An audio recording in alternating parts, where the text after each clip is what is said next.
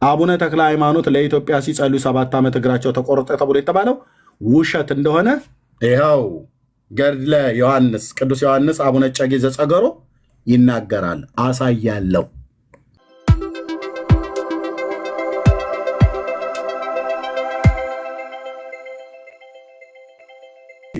የሚጣቁ ገድለ ተክለ ሃይማኖት ፍስሐ ጽዮን ወላጆቹ ባስቸገሩ ጊዜ ማግባቱን አሁንም የወላጆቹ ጭቅጭቅ ሲበዛበት ከሚስቱ ጋር መገናኘታቸውን ነገር ግን ከ3 ቀን በላይ እንዳልተገናኙ ከ3 ቀን በላይ እንዳልተገናኙ ይናገራል።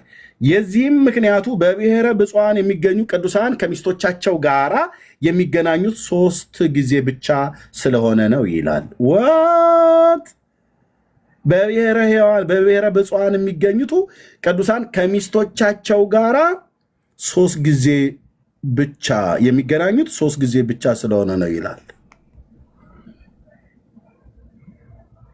አድነን ነው ማለት ያለበት። እዚህኛው ክፍል ላይ 1159ኛው ላይ ይህ ታሪክ በሚጣቁ ቅጂ ላይ ቢገኝም ነገር ግን የኋላ ሰዎች በከፊል ደምስሰውታል። ለምን? ታሪኩን መሟላት የሚቻለው ከጉባው ላፍቶ ቅጂ በገድለ ተክለ ሃይማኖት ውስጥ ለብቻው ተአምር ሆኖ ተጽፏል። አየ በጉባ ላፍቶ ቅጂ ላይ ራሱን የቻለ አቡነ ተክለ ሃይማኖት ሚስቱን መገናኘት ተአምር ተብሎ ማለት ነው። ተአምር ይሁን አቡነ ተክለ ሃይማኖት ከዛ ሲጻፍ ነው የሚለው አባታችን አቡነ ተክለ ሃይማኖት ከሚስታቸው ጋር የተገናኙባት ዕለተ ረቡዕ ልትሆን ትችላለች።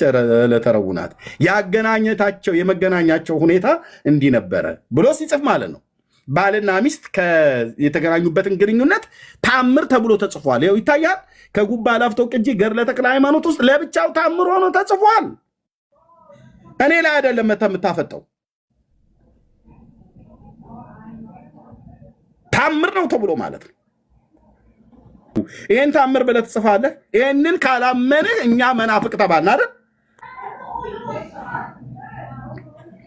እርሱም ቢሆን አልፎ አልፎ የመደምሰስ ዕጣ ገጥሞታል። ታምሩ ማለት ነው። ገምሰው ጨርሰውታል ማለት ነው። በኋላ ዘመን የተነሱ ሰዎች ይህንን ታሪክ ለአቡነ ተክለ ሃይማኖት መነገር ነውር ሳይመስላቸው አልቀረም። ማን ነው የጻፈው? ዲያቆን ዳንኤል ክብረት መረጃ ይኸው ጋሃተ ዘአዘዞ የሚለው እዚህ ጋር አለ እና የመንዙ ቅጂ ያለልህ ቤተ ሙካ ብሎ የሚለው ቅጂ 55 ላይ አለ። እዚህ ጋር ደግሞ 3436 እና 146 ላይ እንደዚህ ቅጂዎች አሉ ማለት ነው። አየ እና ኤርሚያስም እንደው ተቃውሞ ብለህ ካልከኝ እኔ ተቃውሞ የለኝም። ሚስት አግብቶ 3 ቀን የተገናኘው ነው ያለው። 3 ዓመትም 30 ዓመትም መብቱ ነው ይችላል። እስከ ህይወት ዘመኑ ሚስት አግባ ከሚስት ጋራ ብቻ አድርግ፣ እሱ ነው ጽድቁ። ባል አግቢ ከባልሽ ጋር ብቻ አድርግ፣ እሱ ነው ጽድቁ። መድኃኒዓለም የፈቀደው እሱን ነው። 4 ነጥብ። የሚስትና የባል ጉዳይ በዚህ እንዘጋዋለን። ተክለ ሃይማኖት አላገባም፣ ጻድቅ ነው፣ በድንግልና ነው የኖረው፣ በድንግልና የታተመ የክርስቶስ ሙሽራ ብለህ እኔ ጋር መተህ ተረትን አትታታብኝ። ተረታም ትውልድ። ወደ ዛሬው ጉዳይ እንመለሳለን። ተክለ ሃይማኖት ማን ነው እግሩን የቆረጠው? ይህም መጽሐፍ ሳልገልጠው በፊት ተናገሩ። ገባ ገባ ብላችሁ ተናገሩ። ዳር ይዘህ ዝም ብለህ የምትቀመጥበት አንዳችን ምክንያት የለም።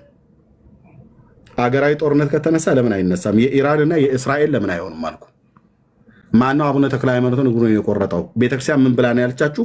ይሄስ መጽሐፍ ምን ይላል? ታግሼ እስከዛሬ ድረስ ችዬ ተቀምጫለሁ። ተርጓሚ ይሄ መጽሐፍ የተረጎመው መጋቢ ሚኒስትር ፍሬ ስብሐት ዱባለ፣ አሳታሚና አከፋፋይ፣ የጸገሮ አቡነ እጨጌ ዮሐንስ ቤተክርስቲያን ህንፃ አሰሪ ኮሚቴ ዲያቆን ዮሐንስ አለም መንገሻ። ኮምፒውተርና ጽሁፍ ኤልያስ እና በለጠ መረጃ ይላል። ስልክ ቁጥር ያዝ። እኔ አይደለም ያጻፍኩት፣ ቤተክርስቲያኒቱ ናት። ህጉ መብቱ በህግ የተፈቀደ ነው። 2011 የታተመ ይሄ መጽሐፍ ላይ ስለ አቡነ ተክለ ሃይማኖት እግር መቆረጥ ምን ይላል? ኦርቶዶክሳውያንን እየጠበቅኩ ነው። ኦርቶዶክስ በሌላ ተረቷ ላይ አንድ የምታስታውሰኛለሁ። አባታችን አብርሃም እንግዳ መቀበል ልማዱ ነበርና እንግዳ እየተቀበለ ሲያስተናግድ ይኖር ነበር። በዚህም የቀናበት የደግ የመልካም ስራ ጠላት የሆነ ዲያብሎስ ቀንቶበት እና ሰዎች ሁሉ ወደ አብርሃም ቤት ሄደው በእንግድነት ተቀብሏቸው እየበሉ እየጠጡ እየተደሰቱ ይወጡ ነበር። የአብርሃም የእግዚአብሔር ወዳጅ ነውና። ከዕለታት በአንድ ቀን እንደዚሁ እንደ ልማዳቸው ሰዎች በእንግድነት ወደ አብርሃም ቤት ሲሄዱ ሰይጣን በሰው ተመስሎ ሄዶ አብርሃም ቤት መሄጃ መንገድ ላይ ተቀመጠ። ሰይጣን ራሱን በድንጋይ ፈንክቶ ደሙን እያንዠቀዠቀ መንገድ ዳር ቁጭ አለ። ሰዎች ተነስተው ወደ አብርሃም ቤት በእንግድነት ሊሄዱ ሲሉ መንገድ ላይ አንድ በድንጋይ የተፈነከተ ሰው ያገኛሉ። ያ በድንጋይ የተፈነከተ ሰው ሰይጣን ነው እና ወዴት ነው የምትሄዱት ብሎ ሲላቸው ወደ ደገኛ ወደ አብርሃም ቤት እየሄድን ነው ብሎ ሲሉት እንዴ አብርሃም እኮ የድሮ ደግነቱ ጠፍቶ እኔን ይኸው በእንግድነት ተቀበለኝ ብዬ ብለው ቤቱ ሲሄድ በድንጋይ መቶኝ አናቴን ገምሶት ደሜ እየፈሰሰ በዚህ መንገድ ላይ ቁጭ ብያለሁ እና ይቅርባችሁ ብትሄዱ በእኔ የደረሰ ዕጣ በእናንተም ይደርሳል እያለ እንግዶች ወደ አብርሃም ቤት እንዳይሄዱ ያከላክል ነበር። ስለዚህ አብርሃምም ደግሞ እንግዳ በመጠበቅ ዕለት ዕለት ይደክም ነበር ይላል። ይሄን ሁሉ በቃሌ ነው የማውቀው ስለተማርኩት ማለት ነው። እና አሁን ምን እያልክ ነው ኤርሚያስ? እየዘረዘብክ ያለኸው እንደሆነ ኦርቶዶክሳውያንን በመጠበቅ መንገድ ላይ ቁጭ ብዬ እየደከምኩ ነው እያልኩ ነው። መጥተው ገብተው እንዲናገሩ ተሰምቻለሁ ወይ?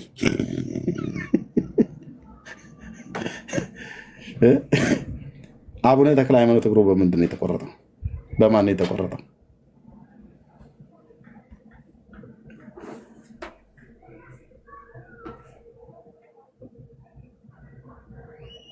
እስቲ ሰው ፈልጉ፣ ቀስቅሱ። እስቲ የተኙ ካሉ ቀስቅሷቸው።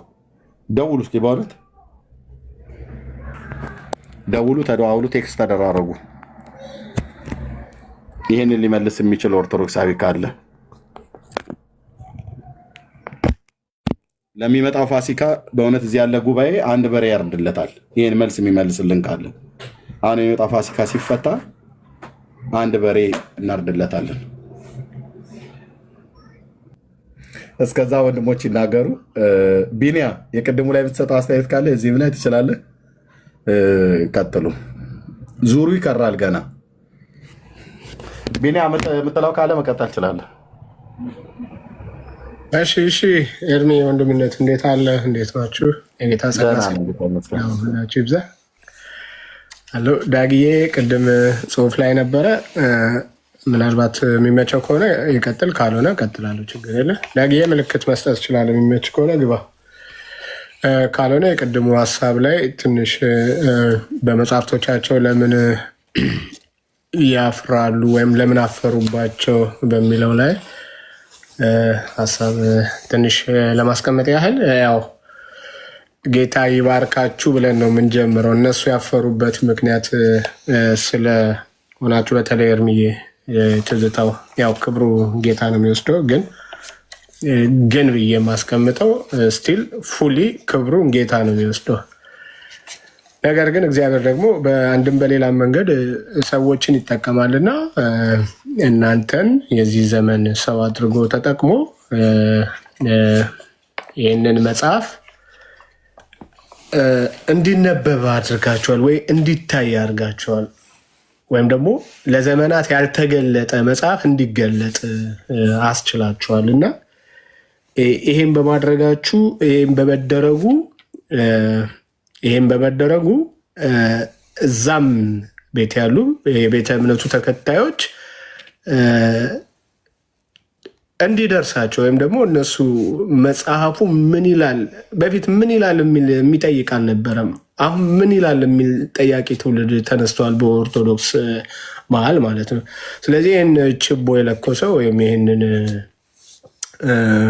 እሳት የለኮሰው ጌታ ስሙ ይባረክ ያው ጴንጤው ማህበረሰብ እንደሆነ ይታወቃል እና ኢቭን መጽሐፍቶቻቸው እያለን እናውራው ቅድም ስለተባለ እና በሙስሊሙ እጅ ሁላ ጭምር እንዲገባ ነው የተደረገው ማለት ነው።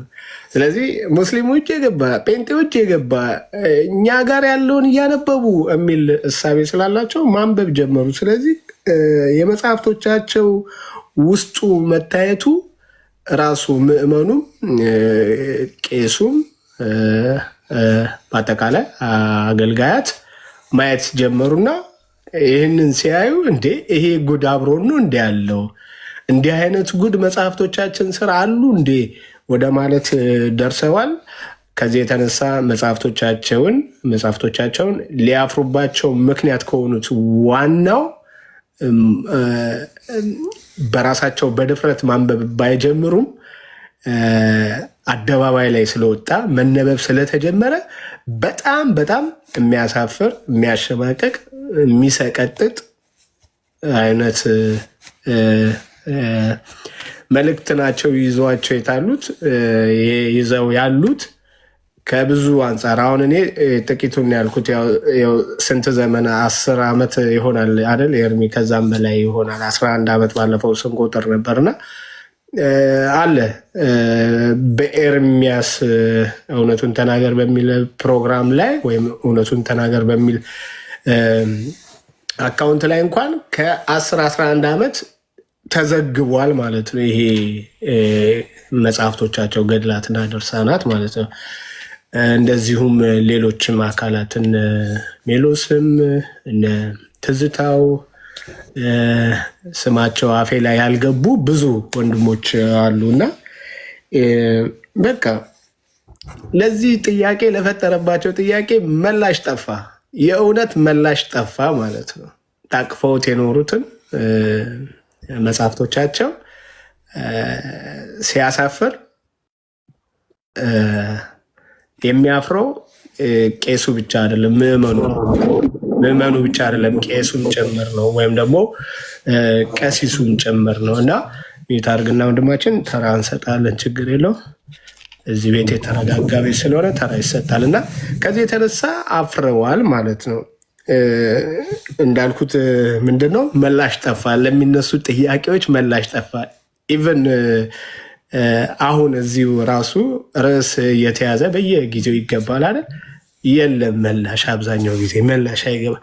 ስለዚህ እነዚህን ከሃይማኖታዊ ስርዓት የማራቅ ከማፈራቸው የተነሳ የሃይማኖታዊ አካል መጽሐፍቶችን የማድረግ ከእንደዚህ አይነት የማራቅ ስትራቴጂ ምናምን ዘርግተዋል። ግን ስቲል ደግሞ በሊቃውንቶቻቸውም በጳጳሳቶቻቸውም ጭምር ያው ለፍተሻ የቀረበበት ሁኔታ አለ። ለፍተሻ የቀረበበት አጋጣሚም ነበረ። ምን ያህል ተሳክቷል? እንግዲህ ያው እዚህ ሚዲያ መሆነን በአይነ ቁራኛ እየተከታተልናቸው ስለሆነ ግቡን አልመጣም። ገና ብዙ ይጠበቅባቸዋል። ግን ያው እንግዲህ ለማለዘብ ያህል የሚሆንም ምዕመኑን እንደዚሁ ከጠያቂነት ለማሸሽ ይሁን የተወሰነ ሴናሪዮ አድርገው ይመርመር ይፈተሽ ምናምን ብለው በአራዳ ቋንቋ በዛው ተቀየሱ እንደሚባለው ነው። የሉም ዚስ ታይም አሁን የሉም። እና ኤርሚዬ ያፈሩባቸው ምክንያቶች ለመጽሐፍቶቻቸው የሚሟገት ጠፋ፣ ሰው ጠፋ፣ የሚሟገት ሰው አጣ።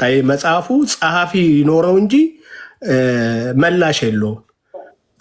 ጸሐፍቶች አሉት በውስጡ ማለት ነው።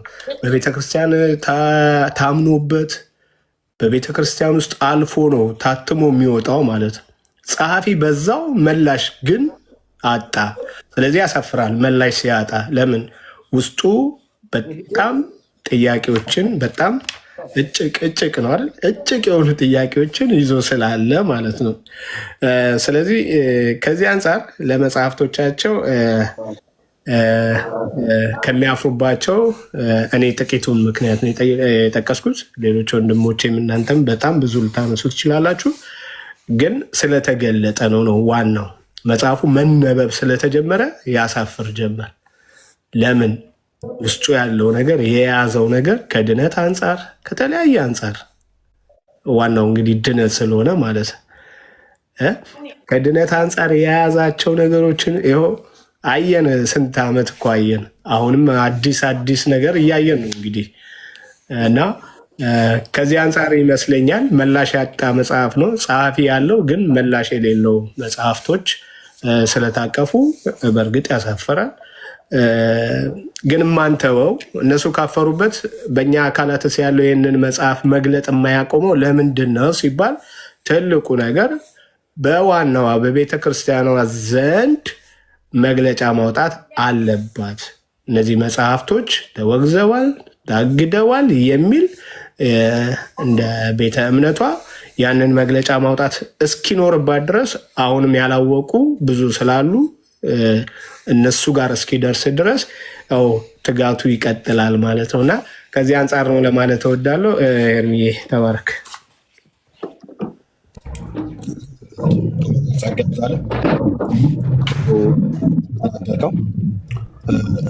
ኤፌሶን ከየት ነው? ኤፌሶን ሚዲያ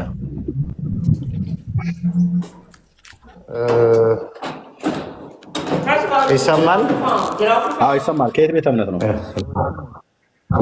እዚሁ ነው። እዚሁ ከአሜሪካ ነው። አንዴ እመልስልሃለሁ። 1-2 ደቂቃ ታገሰኝ። ከየት ቤተ እምነት ነው?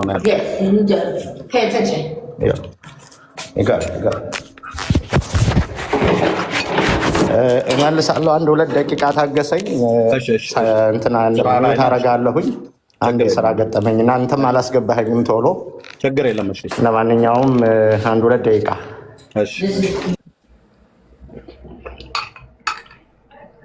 እሺ። ወንድሜ አሞጽ ከላይ እንዴት ናችሁ?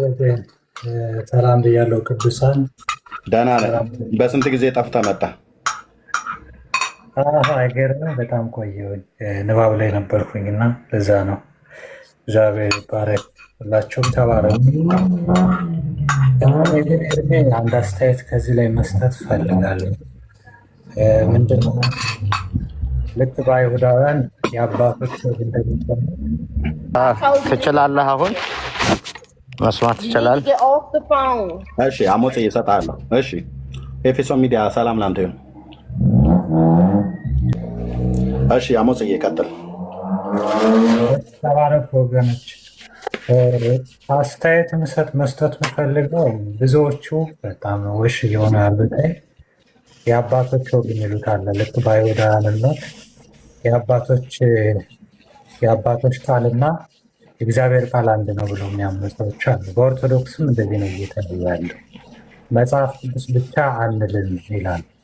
መጽሐፍ ቅዱስ ብቻ በሉ ሲባለው መጽሐፍ ቅዱስ ብቻ ነው አይባልም፣ የአባቶችም አለ።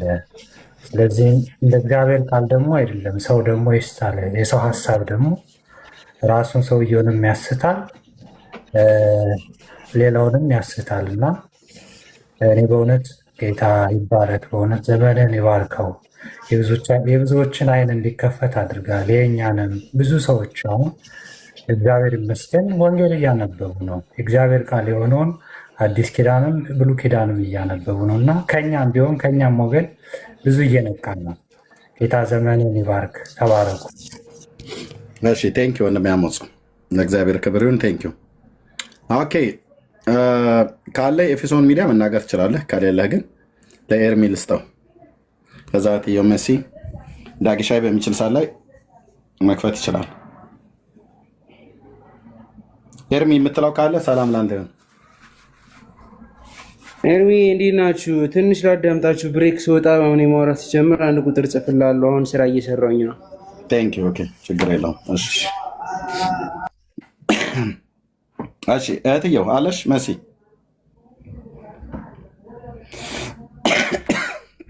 አብዛኞቻችሁ ጋር ሌሊት ነው። ሶሪ ግን ከቻላችሁ ማለት ነው፣ ካልቻላችሁ ምልክት ስጡኝ፣ ችግር የለውም።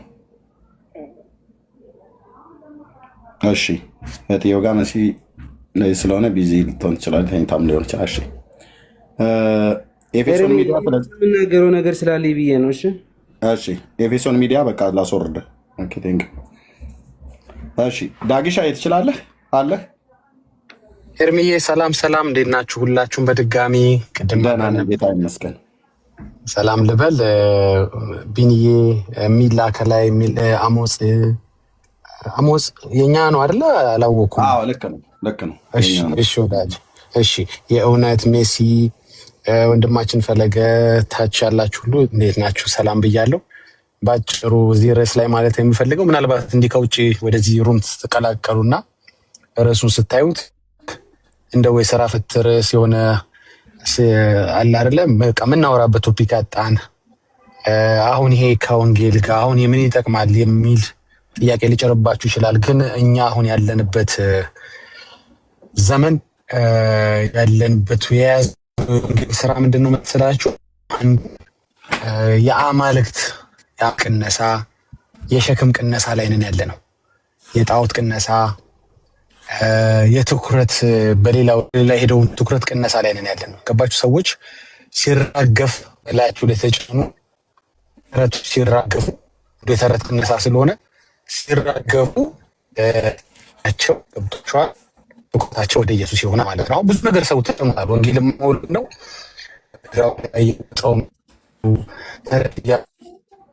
ጋንት እንግዲህ የቤት ስራ እየሰጣቸው ትኩረታቸውን እየወሰደ ነው እና አንድ ተረት ዛሬ ከጣለ ሰውየው ትንሽ ቀልል ይለዋል ከትላንቱ፣ ነገ ደግሞ አንዱን ይጥላል።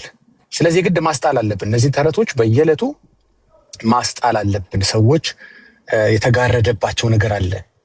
ኢየሱስን እንዳያዩ እሱን እንዳይፈልጉ ቅድም ስናገረው እንደነበር በመሀል እየገቡ ጉዳይ እናስጨርሳለን የሚሉ መላእክቶች፣ ያው እንግዲህ እነሱ አላሉ መላእክቶቹ ያው ሰዎች ናቸው ያስገቧቸው፣ ስጋ ለባሾች ጥጋቸውን እንዲይዙ ማለት ነው። ከነ መጽሐፍታቸው ከነ ተረታቸው ጥጋቸው እንዲይዙ። በጣም የሚገርመው ታሪኩ ውሸት ስለሆነ ብቻ አይደለም። ታሪኩ ውሸት ስለሆነ ብቻ አይደለም። አሁን ከእናንተ ጋር ይሄ ውሸት ነው አይደለም ብለን የምንከራከርበት ብዙ ጊዜ ላይ ኖረን ይችላል። እውነት ራሱ ቢሆን ሶ ዋት ፓስተር ከሌ እግሩ ተቆረጠ፣ ሶ ዋት ትኩስ ከሆነ ሄደን ጠይቀዋለን። ብርቱካን ይዘን ምናምን እንትን ይዘን በቃ የቆየን ከሆነ ደግሞ እንግዲህ ምንም ልንረዳ አንችልም እና ምን እናርግ? ሶ ዋት አሁን ውሸት እኮ ስለሆነ አይደለም ታሪኩ። እውነት ቢሆን ራሱ ቢቆረጥ እና እኔ ምን ላድርግ? ከኔ ጋር ምን ያገናኘዋል? ከክርስቲያኖች ታሪክ ጋር ምን ያገናኘዋል? ለኔ አልተቆረጠ፣ ቅድም አላልኩትም? ለአንተ አልተቆረጠ፣ ለአንቺ አልተቆረጠ ማለት የሰውዬ ለወንጌል ተቆርጦ ከሆነ ከአንተ ጋር ያገናኘውም። አንተ ወንጌል አይደለህም። ወንጌል የሆነው ይክፈለው እውነት ለሱ ተቆርጦ ከሆነ እንዳልሆነ እናወጣለን። እንግዲህ እባብ እየገደልክ ምናምን እያለ ተረት የሚያወራ መጽሐፍ ነው። እባብ ገላ ኃጢአት ይሰራል እያለ ተረት የሚያወራ መጽሐፍ ነው። አይደለም ካል ገብተት ሞግተናል፣ ችግር የለውም። ግን እውነት ነው ብለን እንውሰድልህ፣ ግድ የለም። መልካሙን አላያችሁለትም ይሄን ሰውዬ እንዲህ ነው ወንጌል ሰባኪ ነው ካልከን የት ጋር እንደሰበከ ታሳየናለህ። እኛ ምን አገባን ነው ምልክ። ለእኛ ያደረገው ነገር ምን አለ? ፓስተር ካሌ ለእኔ ያደረገው የተለየ ነገር ምን አለ? ከመዳኔ ጋር በተያያዘ ነው ማውራህ። ከመትረፌ ጋር ከሞት ከማምለጤ ጋር በተያያዘ ምንም ያደረገው ነገር የለም። የሚያተርፈውን እግዚአብሔርን ቃል ነግሮኝ ሊሆን ይችላል። ጥሩ፣ አዎ። ወንጌልን ሰብኮኝ ሊሆን ይችላል። እውነት ነው። እንደዛ ነው የሚያደርጉት ፓስተሮች፣ እንደዛ ነው የሚያደርጉት ወንጌላኖች። እንግዲህ እኛ የምናውቃቸው ጻድቃኖች። አንተ ያንተን ጻድቅ ትነግረኛለህ። አሁን የምንፈልገው ምንድን ነው? ከመዳኔ ጋር ከዘላለም ሕይወት ማግኘቴ ጋር ዛሬ ከክርስቶስ ጋር ከምኖርበት ሕይወት ጋር ምን ያገናኘዋል? ህብረታችን ከአብ ከልጁም ከኢየሱስ ክርስቶስ ጋር ነው ይላል። ከዚህ ጻድቅ ጋር ህብረት ባላደርግ ምን ይገጥመኛል? ምን አጣለሁ? ምን እጎዳለሁ? ምን ይቀርብኛል? ይሄ ሰውዬ መሀል ስላልገባ ለወንጌል እግሩ የተቆረጠ ፓስተር የሆነ ነቢይ ወንጌላዊ ያው እንዲህ ስል ነው ደስ የሚል ብዬ ነው። የሰማሽኝ አይደል? የሰማሽኝ ነው። አሁን እንደዚህ ፓስተር ካልገባ ደስ አይልሽም? ሁሌ ካህን ሲባል ወይ ቄስ ሲባል ለማብሸቅ ይመስላችኋል? አይደለም። እኛ ማንም ይሁን ሰውዬው ዊ ዶንት ኬር። ከኛ ህይወት የተያያዘ ያደረገ ሰው የለም በምድር ላይ። ለኛ መትረፍ ለኛ ከዘላለም ሞት መዳን ያደረገ ከኢየሱስ ውጭ የለም። ለሰከንድ ትኩረታችንን የሚወስድ የከሌ በዓል የለም፣ የከሌ ንግስ የለም፣ የከሌ ግራ አቆራረጥ ታሪክ የለም፣ የከሌ ወንጌል አሰባበት ታሪክ የለም።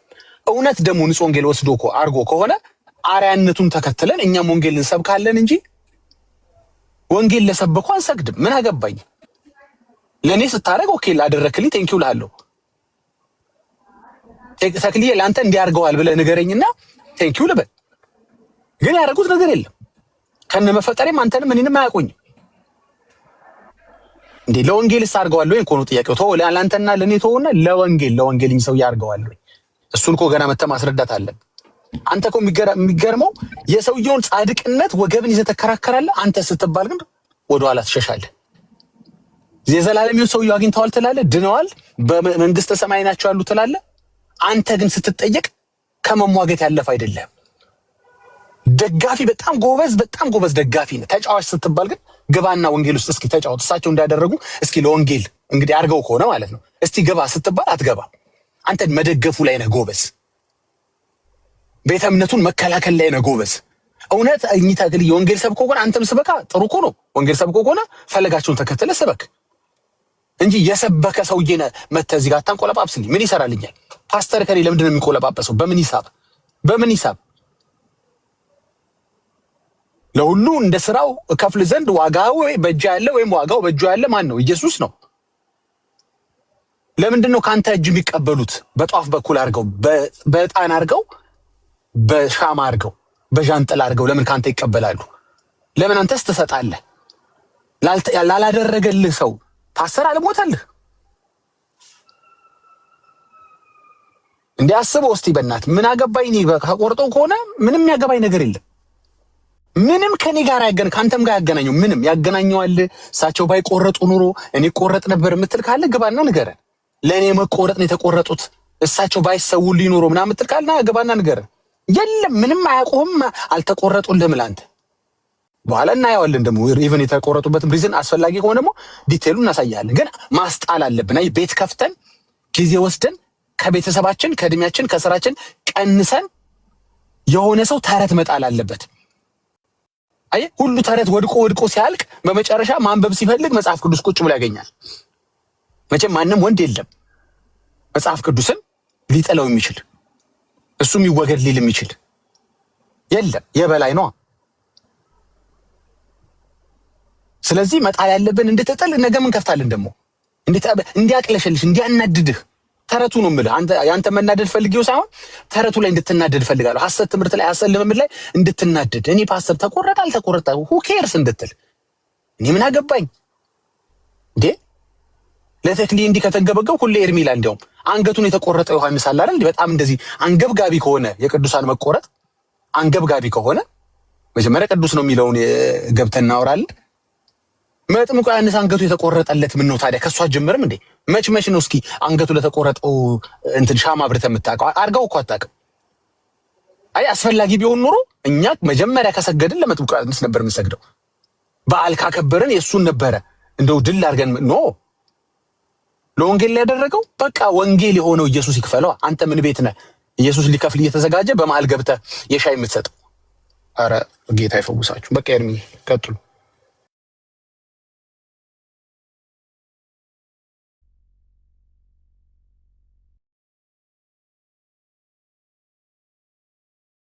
አላችሁ ወገኖች አለን ዳግም ይቀጥሉ አለን እየሰማን ስለሆነ አለን። ተባረክ። ቴንክ ዩ። የሚገርም ነው። እሺ መልካም። እሺ የምትለው ካለ አለን። አልተኛንም እየሰማን ነው። እሺ ቴንክ ዩ። ሚላ አለ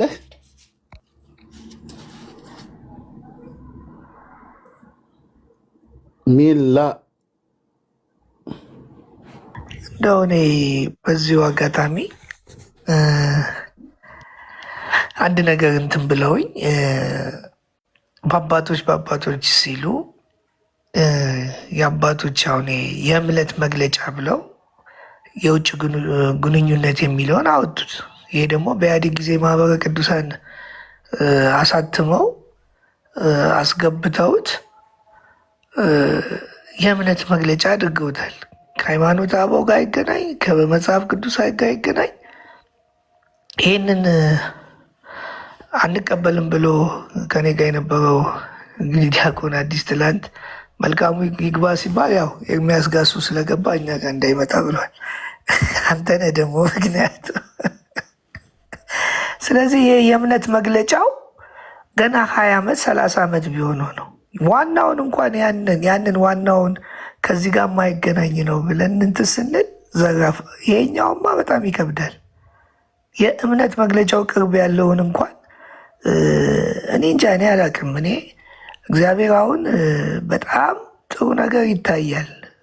ጥሩ ነገር በጣም ሪቫይቫሉ የተባለው ነገር ሊፈጸም ያለበት ወቅት ነው ብዬ ነው ማስበው። አሁን በቃ ወንጌል በኦርቶዶክስ ተዋሕዶ በደንብ በቃ አባቶችን ቆርጠዋል። የቆረጡ አባቶችን አይቻለሁ። ዲያቆናት፣ ካህናት አሁን ገልብጠው እነሱ ይሄ ፍሬ እየፈራ ነው። እኔ ጥሩ ነገር እየሰማኝ እና እነዚህ ወጣቶቹ አንደኛ የመጽሐፍ ቅዱስ ቃል የላቸው ሁልጊዜ። ቅድም አሁን አኬን እሰማዋለሁ ልጅቷን አንድች ልጅ እየጠየቀችው የዮሐንስ ወንጌል ምዕራፍ 3 ቁጥር 5 ላይ በውሃና በመንፈስ ይሄው አባቶች ውሃ ብለዋል እንዴ? በቃ ከአባቶች ውጭ የለውም እንዴ እሱ ማስረጃ? ከዘፍጥረት እስከ ራዕይ አባቶች ያልተናገሩት ከሌለስ በቃ መጽሐፍ ቅዱሱን አንፈልግም ማለት ነው። እና ልጅቷን በቃ አላስወራሏት።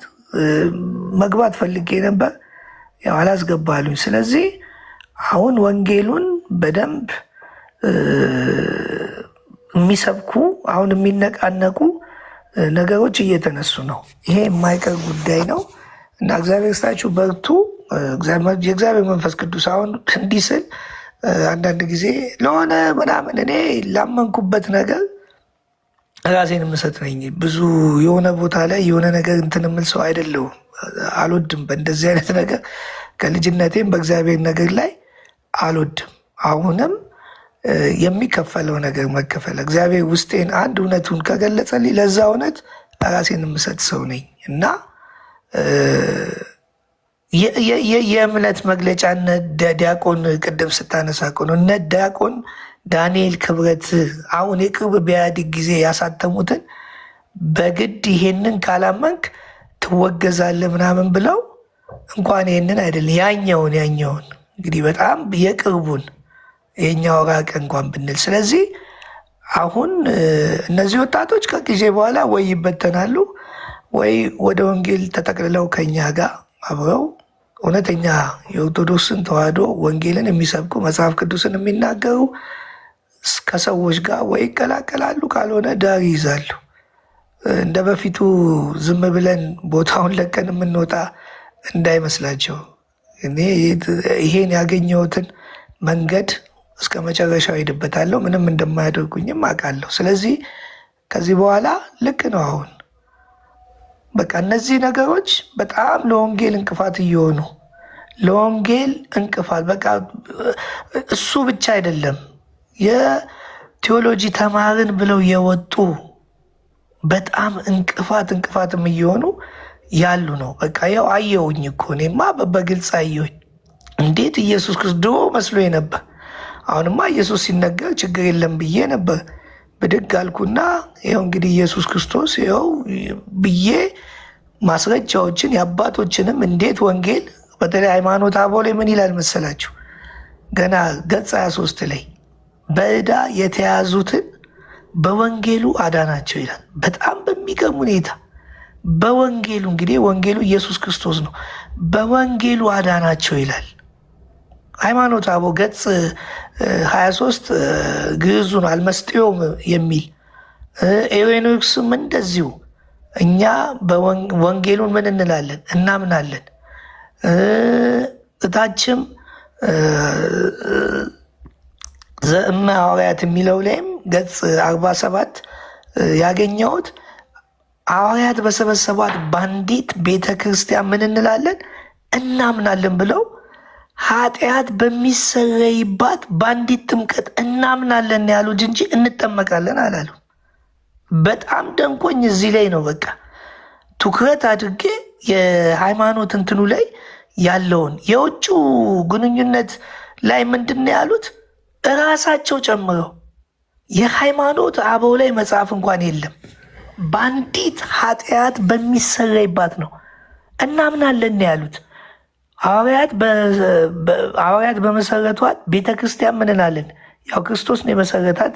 የእነሱ አባባላቸው እዚህ ጋር እንግዲህ ይሁን ብዬ ነው። በደሙ የመሰረታት ክርስቶስ ነው። ግን ያው ለሐዋርያቶች ስላቀበለ እናምናለን አሉ። ጥምቀትም እናምናለን እንጂ እንጠመቃለን። እዛ ጋር የውሃ ጥምቀት አልገለጹ፣ ምን አላሉ። ይህንን እንኳን ይሄኛውን እንኳን በትኩረት አይተውት አያውቁም። ይህንን ትልቁን እንግዲህ መጽሐፍ ብለው ያዙት። በአንዲት ጥምቀት ኃጢአት የሚሰረይባት ማለት ኃጢአት የተሰረየው በክርስቶስ በሞቱ ጥምቀት ነው። ሞቱን በሚመስል ሞት፣ ትንሣኤውን በሚመስል ትንሣኤ ከክርስቶስ ጋር የሞትንበት የተነሳንበት እሱን ጥምቀት አንዲት ጥምቀት ነው ያሉት። ደግሞ አንዲት ጥምቀት ማለት ሌላ ጥምቀት አለ። የመንፈስ ቅዱስ የእሳቱ ጥምቀት አለ የስሙ። ከዛ ውስጥ ግን አንዲቷን ጥምቀት ነው ምን የምትለው ኃጢአት የምትሰራ ኃጢአት ደግሞ የሚሰረየው ደም ካልፈሰሰ ስርየት የለም ይላል። ስለዚህ ደም ፈሷል። በቃ በገዛ ደሙ ገባ ካለ ሊቀ ካህን ሆኖ ለዘላለም ደሙን ይዞ ገባ። ትልቁ ጭቅጭቅ መጽሐፍ ቅዱስ ላይ የማየሁት ሐዋርያ ስራ ላይ የማየውን ሁሉም ላይ ሲል አንድም ቦታ የውሃ ጥምቀት የሚል ነገርም የጴጥሮስንም ብታዩት ምንም የማይገናኝ ነው። እንኳን ይሄ መጽሐፍ አይደለም እዛ መጽሐፍ ቅዱስ ላይ ትልቁ እንትን ያስባለኝ እኔም እግዚአብሔር ዓይኔን ሳያበራው ገረመኝ እና አንዲት ኃጢአት በሚሰረይባት በአንዲት ጥምቀት እናምናለን። እንግዲህ ዶግማ ላይም ሚስጥረ ሥላሴ፣ ሚስጥረ ሥጋዌ፣ ሚስጥረ ጥምቀት ዶግማው ላይ እናምናለን ነው ዶግማውን አምስቱ። ስለዚህ ጥምቀቱን እምነት ነው ብለውታል። እዚህ አሁን ተጣሞ ወደማየውን ነገር ወሰዱት እንጂ ጥምቀቱን የክርስቶስ ማቴዎስ 20 ላይ ቁጥር 22 ላይ እቺ የምጠጣት ጽዋ ወይንም እቺ የምጠመቃት ጥምቀት ማንም አይጠመቃትም ብሎ ክርስቶስ የተጠመቀው ጥምቀት እኛን ይዞ እንደተጠመቀ የሰው ልጆችን እኮ ይዞ ሄዷል። ሮሜ 5:6 ላይ ምንድን ነው የሚለው? ስለ ኃጢአታችን ሞተ ብሎ ሮሜ 6 ላይ ጳውሎስ ምን አለ? ለኃጢአት የሞትኩኝ አለ። እንዴ የቱ ጋር ነው ጳውሎስ ለኃጢአት የሞተው? ለኃጢአት የሞተው ክርስቶስ ነው። አያችሁ፣ በእምነት ከክርስቶስ ጋር ለካ ሞተን ነበር። ከክርስቶስ ጋር ለካ ተቀብረን ተነስተን ነበረ። ቆላስይስ ምዕራፍ 2:12 ላይ ስትሄዱ በጥምቀት ከእሱ ጋር ከተቀበራችሁ፣ በጥምቀት ደግሞ ከእሱ ጋር ከተነሳችሁ እንደ እግዚአብሔር አሰራር ይላል። የሚደንቅ ነው። እንደ እግዚአብሔር አሰራር በማመናችሁ ተነስታችኋል ይላል። በመጠመቃችሁ አይደለም። ምንም የትም ቦታ ብትሄዱ የውሃ ጥምቀት አላገኘውም። የዮሐንስ ወንጌል ምዕራፍ 3 ቁጥር 5 ላይ ሰው ከውሃና ከመንፈስ ካልተወለደ የሚለው ጴጥሮስ 1:23 ላይ ምንድን ነው የተወለዱትን እዚህ ጋር ካልተወለዳል የተወለዱትን ምን አላቸው? ዳግመኛ የተወለዳችሁት ይላል ከማይጠፋ ዘር አይደለም በሕያውና በእግዚአብሔር ከማይጠፋ ዘር ነው አለ። ቃል አየው፣ ውሃውን ቃል ነው የሚለው ይሄ ትርጉሙ ብዬ ስናገር በፍጹም። ስለዚህ ቃል የሚለው ውሃ ካልሆነ እሺ በእሳት ያጠምቃቸዋል ያለውን እንግዲህ ጫካ ተቃጥሎ እዛ ውስጥ ሰውን ይዞ ሄዶ ማቃጠል ነው በእሳት። እሳቱን ትርጉም ይሰጠዋል፣ ውሃውን ግን ትርጉም አይሰጠውም። ይሄ ነው እንግዲህ እንኳን ይሄኛው መጽሐፍ አይደለም መጽሐፍ ቅዱስን እንኳን ላለማመን ሰሞኑ የነበረው ጦርነት ሰሞኑ እግዚአብሔር ይመስገን በየቦታው ለነገሩ በዚህ ጥያቄ ሆኗል። አሁን ውይይቱም እሱ ነው። ስለዚህ ጥምቀትን እንኳን አንዲቷን ኃጢአት የሚሰረይባትን ጥምቀት ሃይማኖተ አበው አባቶች 318 ሊቃውንት እነ ኔሬኒዮስ ዘመ ሐዋርያት ምናምን ይኸው ሳነበው ነበር። ምንም አሁን ካሉት ጋር አይገናኝም። እኔ እኮ ይሄንን እንኳን ማየት የማይችሉ እዚህ ጋር ገና እንደው አንዳንድ ጊዜ ሰው መንፈሳዊ ጡጦ አለን በእውነት ሰው ማለት ገና እነዚህ ልጆች ገና ጡጦ እኮ ሰጥተው እያጠቧቸው ነው። ገና አልጨረሱ፣ ግን ሁሉ ነገር እንደጨረሱ መጥተው እዚህ ጋር ሰው አያነብም በሚል ሰው አይናገርም በሚል በቃ እኛ እኮ እዛ ጋር ያለውን በእንግሊዝኛውም በምኑም እንዲህ ያለን እንደበቃለን። እኔ ወስጃለሁ ኮርስ 26 ኮርስ ሶች የእንትኑንም ወስጃለሁ። ምንም እኔ ማለት ለታሪክ ከሆነ ልለው እችላለሁ እንጂ ከመጽሐፍ ቅዱስ የሚበልጥ የመጨረሻ እውቀት የለም። ስለዚህ ይሄንን ወንጌሉን ራሱ መዳን በእምነት ብቻ የሚለው እኮ ልክ ነው። ቤተ ክርስቲያን የምትለው እምነት ያለ ስራ ሙት ነው ያለችው እንጂ ድነናል፣ እንድናለን፣ እየዳንን ነው። ከየት ነው የመጣው? እኛ ከልጅነታችን ይህን ሰምተው እንደው ወንድሜ ኤርሚያስ ታግዘኛለህ፣ ድነናል፣ እንድናለን፣ እየዳንን ነው የሚል ሰምተህ ታውቃለህ? አንተ በነበርክበት ጊዜ እኔ ሰምቼ አላውቅም። ሰምቼ በእውነት ኤርሚያስ ውስጤ ለመጀመሪያ ጊዜ ያስደነገጠኝ ነገር ድነናል፣ እየዳንን ነው፣ እንድናለን እንዴ ከፕሮቴስታንት ጋር እኔም እዛ እያሉ ስንሟገት እምነት ያለ ስራ ሙት ነው በቃ ጦርነቱ የነበረው። ከዛ ማን ያሉት ብዬ ሳጣራ አባ ማናቸው የባህር ዳሩ አባ ገብረ ኪዳን እኔ ደግሞ ከመጣው ጀምሮ ምንም ማለት የማይመቹኝ ሰዎች ከእግዚአብሔር ይልቅ አንድ ቀን ምን አልኩኝ፣ እንደውም ሰደባቸው ተብዬ እኔ ማለት የሊዮቶ የማን መጽሐፍ ነው የትልቁ ተረትና ምሳሌ ያለው ምንድን ነው? አሁን በቀደምም ቪዲዮ ሰርቻለሁ። ሰይጣን 1 ሰዓት ስለሚጸልይ አትንቀሳቀሱ። እንዴ ሰይጣን ምን ብሎ ነው የሚጸልየው? ወደ ማን ነው? አንድ ሰው ደግሞ ተነሱና 6 ሰዓት ደግሞ ምሳት ትብሉ ሰይጣን ምንድን ነው? ኦኬ ድነናል፣ እየዳንን ነው፣ እንድናለን የሚለውን ከሳቸው ተቀብለው ዲያቆን ያገጋል አበጋዝ ሁሉም ማስፋፋት ጀምሩ። የቱ ጋ ነው?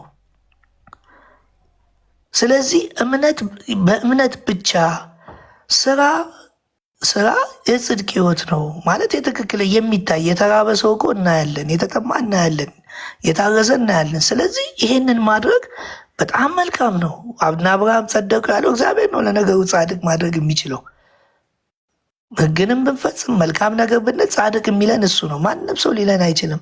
ስራ ያለበት ምክንያት ይሄ ነው። እያንዳንዱን ሳየው እምነት ብቻ የሚለው ነገር ራሱ የኦርቶዶክስ ተዋሕዶ ትምህርት ነው፣ ትምህርቷ ነው። ለምን በጸጋ ድነናል ይላል ብለው ይላሉ እና ይህ ለካ የቀደመው ነው። ስለዚህ ኦኬ ይሄ ወደ መጀመሪያዊቱ ቤተክርስቲያን ከዛ እየተነሳ መነጋገር አለብን። አዲስ በዚህ ነገር በደንብ እንስራ። አንዳንድ ጊዜ ግዕዙንም ምኑንም ካለ አንተ እንትን ትላለህ በሚል በዚህ ይኸው ጀመር ነው። በጣም የሚገርም ሌላም ነገሮችንም ማግኘት ጀመርኩ። ወደፊት ብዙ ይላሉ የምናሳያቸው ነገሮች አሉ ከመጽሐፍ ቅዱስ። እኔ አንተ እንደውም በቃ ገድላ ነው። እኔ መጽሐፍ ቅዱስ ላይ እኮ ነው መጽሐፍ ቅዱስ ላይ ጥምቀትን አንስቼ ለምሳሌ ጥምቀት የኃጢአት ስርየት የሚያሰጥ ከሆነ አንድ ሰው ንስሐ አባቱ ጋር ሄዶ ኃጢአት ሲሰራ ንስሐ አባቱ ጋር ሄዶ ይናዘዛል። ከዛስ ስጋው ደሙ ነው ውሰድ የሚለው ይጠመቃል አይጠመቅም? እንደ የኃጢአት ስርየት ታዲያ በምኑ ነው ስጋው ደሙ ወሰድኩ? ስለዚህ ደሙ ነዋ የኃጢአት ስርየት ይሰጣል ሲል አይ መጀመሪያ የተጠመቅኩት ነገር አለ እንዴ። የኃጢአት ስርየት ካሰጠ በየቀኑ እኮ ነው መጠመቅ ያለብህ። አይ ደሙ አለ። ኦኬ ሐዋርያት ሥራ አንብባል። ጳውሎስ እኮ እንዴ ሐዋርያት ሥራ ታጠበ ካለ የዮሐንስ ራእይ ላይ በወደደን በደሙ ላጠበን ይላል። የሚታጠበው በደም ነው። ደም ካልፈሰሰ ስርየት የለም ይላል እና በጣም ትንሽ የሆነ ነገር ይነሳል ብዬ እንጂ እዚህ ደርሳል ብዬም አልጠበቅኩ። አሁን እዚህ ደረጃ ደርሷል። እንኳን አንተ ይህንን ያዝከውን እኮ አይደለም እንኳን አይደለም ከመጽሐፍ ቅዱስ ይህን ያህል የክርስቶስን ደም ማክፋፋት ማለት ይሄ ነው።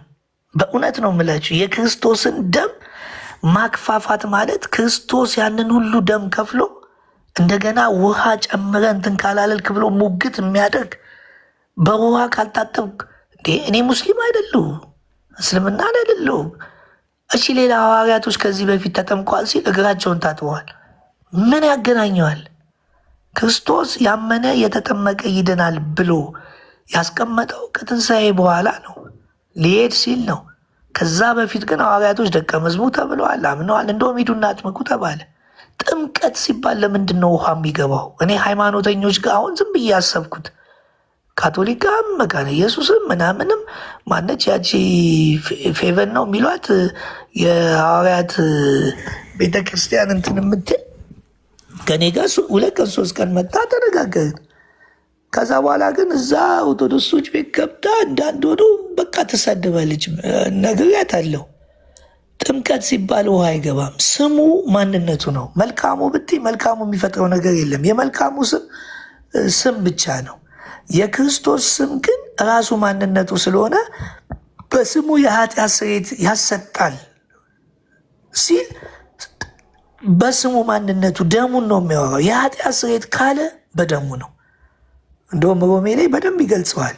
ደሙን አቁሞታል ይላል። እንደውም የኃጢአት ማስተሰሪያ አድርጎ አቁሞታል። አሁንም ቆሟል ማለት ነው። ለዚህ ነው በገዛ ደሙ የገባው። አሁን ደሙ አለ። ለዚህ ነው ደሙ ይታያል፣ አቁሞታል፣ በአብ ዘንድ ጠበቃለን የሚለው ነገር ያ ኃጢአት የሚያሰረየው አሁን ንስሐ ስንገባ ኃጢአት የሚያጥብልን አሁንም ደሙ አለን። ስለዚህ ከውሃ ለምንድን ነው የሚቀድመው? የጴጥሮስን በቀደም ያው አንተ ቤት አይተዋል ተመስገን። ትናንትናም ሲያቀሳስር ከኔ ጋር እንትን በል ብሎ እምቢ ብሏል። ይሁን እኔ በሰው ስራ አልገባም። ሰው ይስራ አይታወቅም፣ አንድ ቀን ሊነቃ ይችላል። ለማንኛውም ምን አደረገ የጴጥሮስ አሁን ጥምቀቱ ውሃው ጥምቀት ምሳሌ ሆኖ ያድነናል አለ። ምሳሌነቱ ምንድን ነው? ጥምቀት ሲነሳ በተለይ የኃጢአት ስርየት ከተነሳ የክርስቶስ መቀበር ነው። ደሙ ፈሶ መቀበሩ ትርጉሙ ራሱ መቀበር፣ መሸፈን፣ መዋጥ፣ መከደን ነው ጥምቀት። ለምሳሌ የመንፈስ ቅዱስ በመንፈስ ቅዱስ በእሳት ተጠመቅክ ማለት እኮ ተከደንክ፣ ተሸፈንክ፣ ተቀበርክ፣ ከለለ፣ በቃ በመንፈስ ቅዱስ ቁጥጥር ውስጥ ገባ ማለት እኮ ነው። ስለዚህ ጥምቀት ሲባል ውሃን ለምን እንደሆነ አላውቅም። ውሃ የጥምቀት ያስፈልጋል? አዎ ያስፈልጋል። ለምን? እንዲገባን ሞቱን በሚመስል ሞት ትንሣኤውን በሚመስል ትንሣኤ ከክርስቶስ ጋር እንዴት እንደሞትን በእግዚአብሔር አሰራር ነው። በሰውማ አለን በሕይወት በእግዚአብሔር አሰራር ያንን ምሳሌ ያንን መተባበር የምታደርግበት እንጂ ጥምቀት ለድነት ነው ብሎ ክርስቶስን ያድናለሁ ጥምቀትም ያድናል ብሎ አንድም ስፍራ አልተናገር። ያመነ የተጠመቀ ይድናል ያለው ሰው ሲያምን ያ ሞቱን በሚመስል ሞት ምን እንዳለ እኔ በጣም ደስ የሚለኛው ሰሞኑ ስለ እምነቱ ሰው ሲያምን ሁለት ነገር ያያል። የመጀመሪያው ከዚህ በፊት በጸጋ በአዳም ምክንያት የመጣውን ነገር ክርስቶስ ጋር እንደሞተ እንደተነሳ አይኑ ይገለጥለታል። ወደፊት ደግሞ ከሚመጣበት ፍርድ እንደገና ደግሞ የዘላለም ሕይወትና የእግዚአብሔር ልጅ ያገኝ። አንድ ጊዜ ነው ያመነው፣ ግን ሁለት ነገሮችን በእምነት አየ። ከኋላ የተፈጸመለትን ከፊት ደግሞ የሚፈጸምለትን። የሚደንቅ ነው። በጣም ነው የደነቀኝ። በጸጋ ድናቸዋል። ክርስቶስ ስለኛ ሞቷል፣ ተሰቅሏል። ሕመማችንን፣ ቁስላችንን፣ መተላለፋችንን፣ በደላችንን ይህንን ሁሉ ሲከፍል እኛ እዛ ውስጥ ነበርን። የሰው ልጆች እዛ ውስጥ ነበሩ። በአዳም የሚመጣውን ፍዳም ሁሉም ነገር እቀበላለሁ አለ፣ ተቀበለ። ይሄ ደግሞ ወስዶ ምን አደረገው? ቀበረው። እዛው እኮ ሮሜ ላይ እኮ ምን ይላል? አሮጌውን አዳም ሰቀለው። ተሰቀልን በቃ። አዲስ ሰው አድርጎ ደግሞ ሲነሳ እኛም እኮ አዲስ ሆነን የተነሳ ነው ያመንነው። አዲሱን ሰው ለብሳችኋል ሲል ልክ ስተጠምቀ ስትወጣ አይደለም አዲሱን ሰው የለበስ ነው፣ ያኔ ነው አዲሱ ማንነት ይዞ ተነሳ አሮጌውን። ስለዚህ ያኔ ተነስተናል። ይህም በምን እናውቃለን? ስናምን አይናችን ይገለጣል። ለካ አልሰማንማ። ስለዚህ ኢየሱስ አደራ እባካችሁ፣ ለእኛ እኮ ነው፣ ለእኛ ሂዱና ወንጌልን ስበኩልኝ። ወንጌል የምስራች ነው። ወንጌል የተፈጸመ ነው። ወንጌል የተከናወነ ነው። ስለዚህ ወንጌልን ስበኩልኝ ማለት ያደረግኩትን ያ ሰው እኮ እንደሞትኩለት ሲሞት እሱም እንደሞተ ሲሰቀል እኔም እሱም እንደተሰቀለ ንገሩልኝ፣ እንኳን ደስ አለ በሉት፣ ሂዱ ተባልን። በቃ አሁን የደስታ ወንጌል ነው የምንሰብከው። ለምን? በጸጋ ድነናል። ወደፊትስ ኢየሱስ ያድናል ማለት ኢየሱስ አሁን የሚመጣውን ፍርድ ወይንም የዘላለም ሕይወት እንዳናጣ የእግዚአብሔር ልጅነትን እንዳናጣ ያድነናል። አስቀድሞ አድኖናል በአዳም የመጣውን ነገር። አሁን ደግሞ ስናምን ሁለት ነገሮች ቅድም እንዳልኳችሁ ይሆናል። ከዚህ ውጭ ድነት መዳን በሌላ በማንም የለም የሚለውን ሶስት አባቶች አንድ ጳጳሳት ቪዲዮ አለኝ፣ ነገ ከነገ ወዲያ እንዲህ ስከፍት አሳያለሁ። እነሱም መዳን በሌላ የለም ዲያቆነ ያረጋል አበጋዝም ብለውታል። እሱም ቪዲዮ አለኝ። መዳን በሌላ የለም እንትን እያሉ በስራ ካትድንም እያሉ ሲናገሩ ስራ ትክክለኛ ህይወት ወይንም ትክክለኛ ነገር ይገልጽልሃል። ሰው ሲራብ አይደለም አለመግደል እኮ ትክክል ነው። አለመስረቅ አለምትን ማለት እንኳን አይደለም ሰማያዊ ምድራዊ ዓለም ላይም በሰላም ያኖራል። ትክክለኛ ህይወት ነው ስራ። ያጸድቅ ጽድቅ ማለት እኮ ትርጉሙ ራሱ እውነተኛ ትክክለኛ ነው። በስራ አትድንም፣ ግን የጽድቅን ህይወት ትኖራለህ። አንተ የክርስቶስ ልጅ ሆነ የእግዚአብሔር ልጅ ሆነ እንደገና ይህንን ህይወት በነፃ አግኝተ መልሰ የማይሆን ነገር ውስጥ መግባት ለአንተም ለሰውነትም ለተወለደውም ማንነት ለአዲሱ ፍጥረት አይመችም። ስለዚህ ኃጢአት የማይመች ማንነት ሆነን ስለተወለድን የጽድቅን ስራ መስራት አለብን። ጻድቁን አግኝተነዋል። አዎ በክርስቶስ በማመን ጸድቀናል። አዎ ይሄ በክርስቶስ መዳን ምን ውስጥ የሚገባ አይደለም። ስለዚህ ውሃ ምሳሌ ሆኖ ጥምቀት አሁን ያድነናል። አዳኙ ማን ነው? በቀደም እንዳለው መርከቡ እኮ ነው ያዳነው።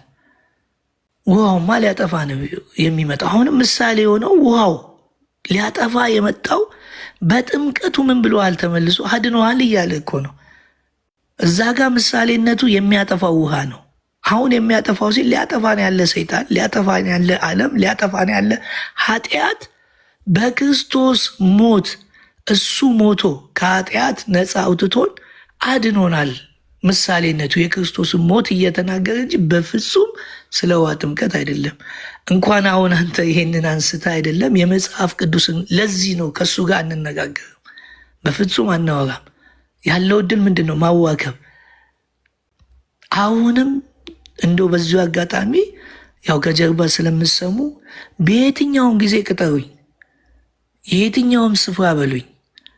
አሁንም ኦርቶዶክስ ተዋሕዶ ሃይማኖት ውስጥ ነው ያለሁት። ይኸው ገፋችሁኝ፣ ደግሞ እዚህ መጥቼ እናገራ። ይኸው ሲሰሙ አያችሁ፣ ወንጌል ሲባል ጸጥ ብለው ሲሰሙ እያያችሁ ነው አይደል? ጀርባ ላይ ስላላችሁ ነው። ለወንጌል ጸጥ ሲሉ አያችሁ፣ ለመጽሐፍ ቅዱሱ ቃል ሲታዘዙ። እናንተ አሁን ከታች ልጽፉ ልትሳደቡ ወይ በውስጥ ሆናችሁ እንትን ምን ያደርግላችኋል? ቤተ ክርስቲያኗ ወንጌል ትስበክበት፣ ቦታውን ልቀቁ። አሁን ወንጌል እንስበክበት፣ ቦታውን ልቀቁልን። ይኸው እግዚአብሔር እድለኞች ናቸው። እንደዚህ ለወንጌል የታጠቀ ልጅ ሰጥቷቸዋል። ስለዚህ ልስበክበት፣ ዞር በሉ። ልስበክ ነው ያልኩት፣ ላስተምር አይደለም። እናንተ ስትፈልጉ አስተምሩ። ስለፈጠራችሁ በመድኃኒዓለም ትውልድ ይዳነበት። በማይሆን ነገር ቤተ ክርስቲያኗ በፉከራ ያው እግዚአብሔር ይመስገን የቆረጠ ልጅ እኔ አንዱ አለው፣ ብዙዎች አሉ። ስለዚህ ወንጌሉን እንድንናገር የኦርቶዶክስ ተዋሕዶ የምስራችን ወንጌል እንድሰብክ መንገዱን ልቀቁልን። ብዙ ቦታ እንዳልገባ፣ አንዳንድ ፕሮቴስታንቶች ቤትም እንዳልገባ ብዙ ነገር ስታደርጉ ነው። ያው እዚህም እግዚአብሔር ስትልኝ በጣም በእውነት በጣም ነው የማመሰግነው። አሁንም ወንጌሉን እንሰብካለን እስከ ሞት ድረስ እዛው የመጨረሻ እንግዲህ እግዚአብሔር የሚያደርገውን አላውቅም። ይሄንን ስለምንቀጥል እባካችሁ እየሰማችሁ ስለሆነ በውሃ ጥምቀት ድነት አለ ብለው አንድም ስፍራ ፈልጌ አጣሁኝ። የኃጢአት ስርየት የሚገኘው በደሙ ነው፣ በውሃ የሚል እስካሁን አላገኘው። ጴጥሮስ ላይ የሚጠቀሰውን ተመልከቱ። አሁን ሐዋርያ ሥራ ምዕራፍ 3 ቁጥር 19 ላይ ኃጢአታችሁ ይደመሰስ ዘንድ ንስሐ ግቡ አለ። ኦኬ ጴጥሮስ እኮ ነው ያለው። ሐዋርያ ሥራ ምዕራፍ 2:38 ላይ ንስሐ ግቡ የሚል እኮ ቅድሚያ ያለ ምን ይዘንድ? ኃጢአታችሁ ይሰረይ ዘንድ። ከዛስ በኢየሱስ ክርስቶስ ተጠመቁ። ስሙ አለ እኮ በኢየሱስ ስሙ የኃጢአት ስርየት ያደርጋል። አያችሁ፣ የክርስቶስን ጥምቀት እየነገራችሁ ነው። ለዛውም እዛ የውሃ ጥምቀት እንኳን አይልም። ስለዚህ ንስሐ ግቡ። ሰው ንስሐ የሚገባው ኃጢአት ይሰረይ። እንዴት ነው ንስሐ ግቡ ብሎ ጥምቀትም ተከቶ ያንን ቃል የሚነገረው? አይገናኝም እኮ።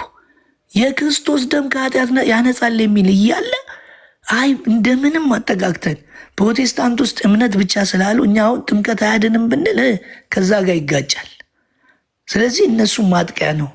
ምንም የምታጠቁት ነገር የለም። ተስማምተን ቡዲዝም፣ ሂንዱዝም፣ ኢቲክሱ በበዛበት ዓለም የምስራችን ወንጌል ተስማምተን ተያይዘን ብንሰብክ ምን አለበት? አንድ ጊዜ ሌሎቹን ነገሮች አስቀምጠን ዓለምን ብንደርስበት እንቅፋት ባንሆን።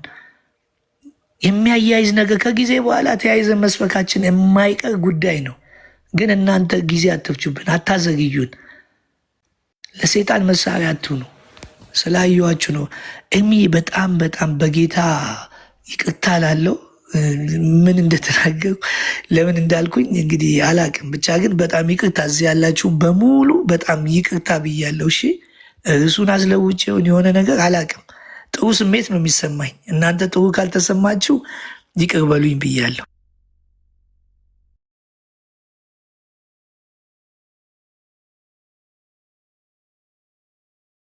ጌታ ባርክ። መልኬ ፈለገ ጳውሎስ ተባረከ። ልክ ነው። በሩ መከፈት አለበት።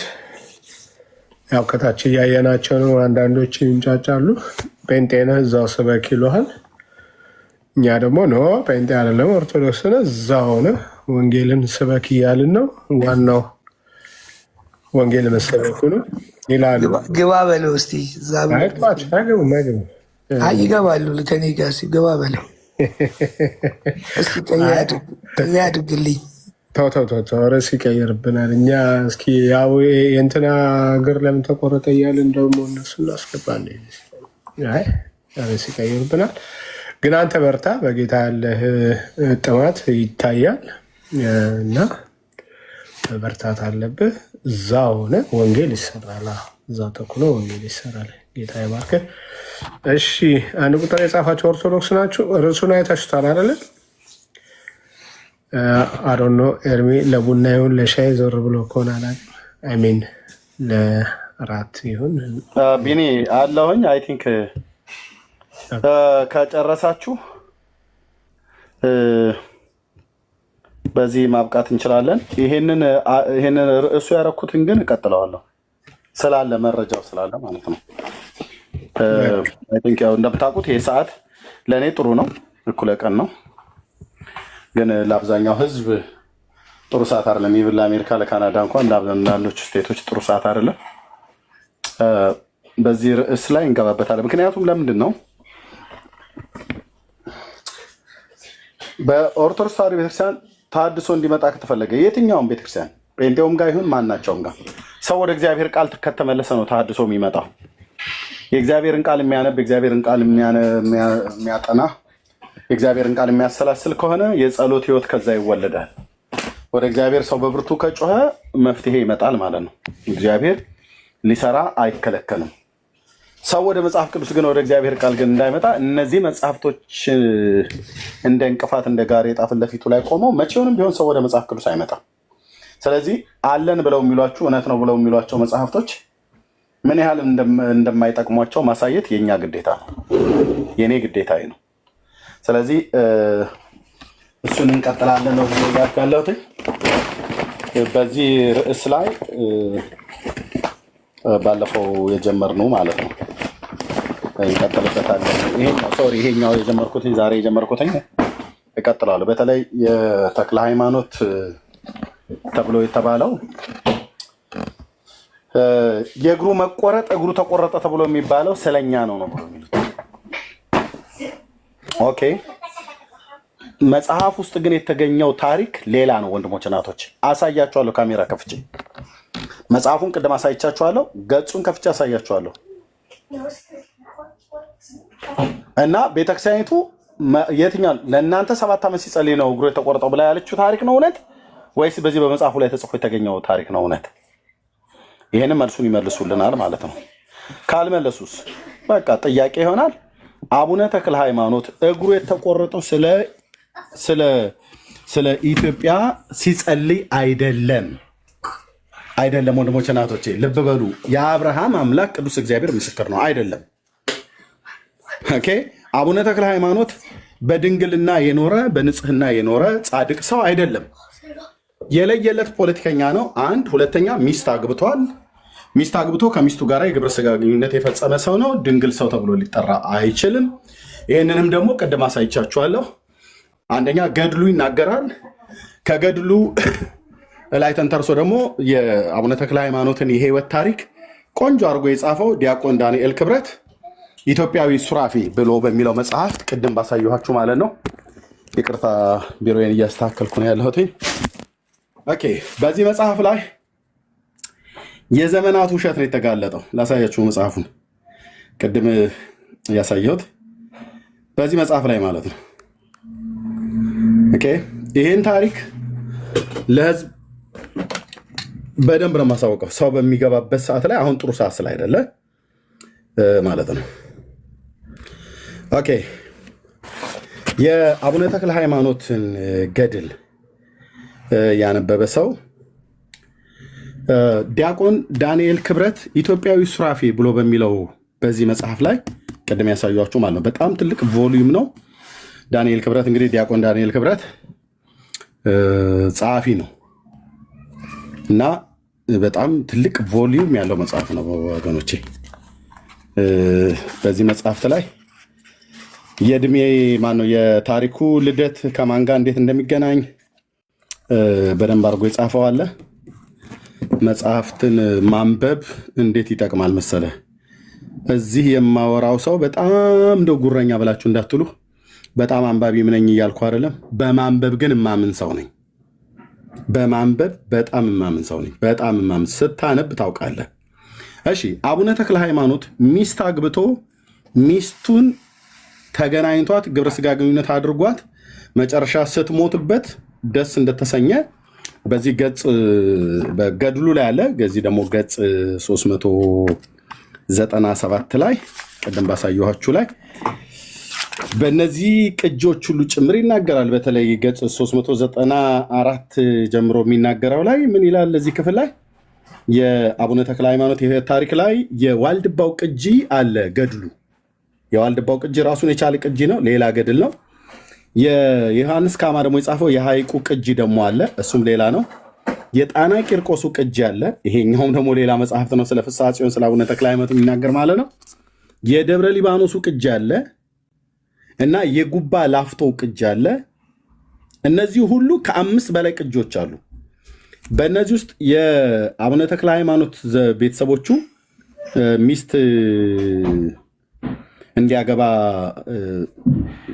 አዘውት አላገባም ብሎ ነበር። ግን በአባቱ ፍቃድ በጸጋ ዘአብ መገፋፋት ምክንያት እንዳገባ፣ በኋላ ግን ሚስቱ አረፈች ይላል።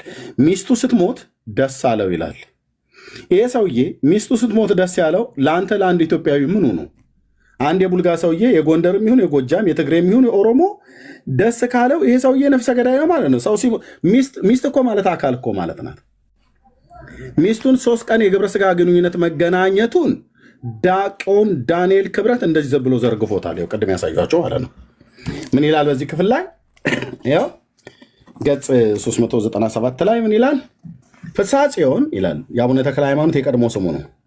በድንግልና ለመኖር ያለውን ሀሳብ ቢገልጥም አባቱን ማሳመን ግን አልተቻለውም። ጸጋ ዘአብ የተባሉት አባቱ በግድ አግባ ብለው እንዳስገደዱት ማለት ነው።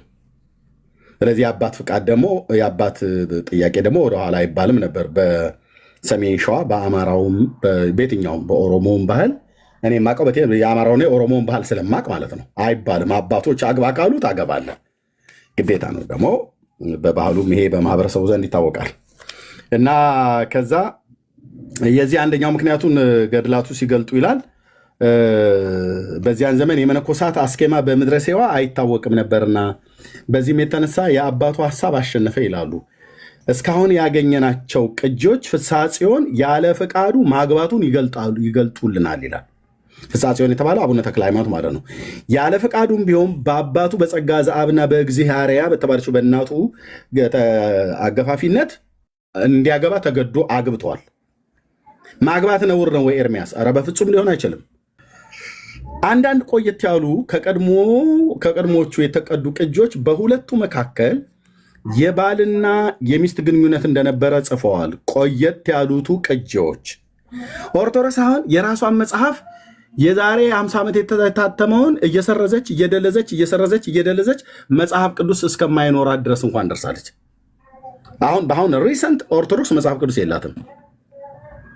መጽሐፍ ቅዱስ የላትም አለን መጽሐፍ ቅዱስ ብሎ መጥቶ እኛ ፊት ይህንን 80 ያዱን እኔ ፊት የሚያወራ ሰው የለም። ይሄ ቀይ ቅቡ ማለት ነው። ያው የቀይ ቅቡ መጽሐፍ ቅዱስ የሚያወራ ሰው የለም።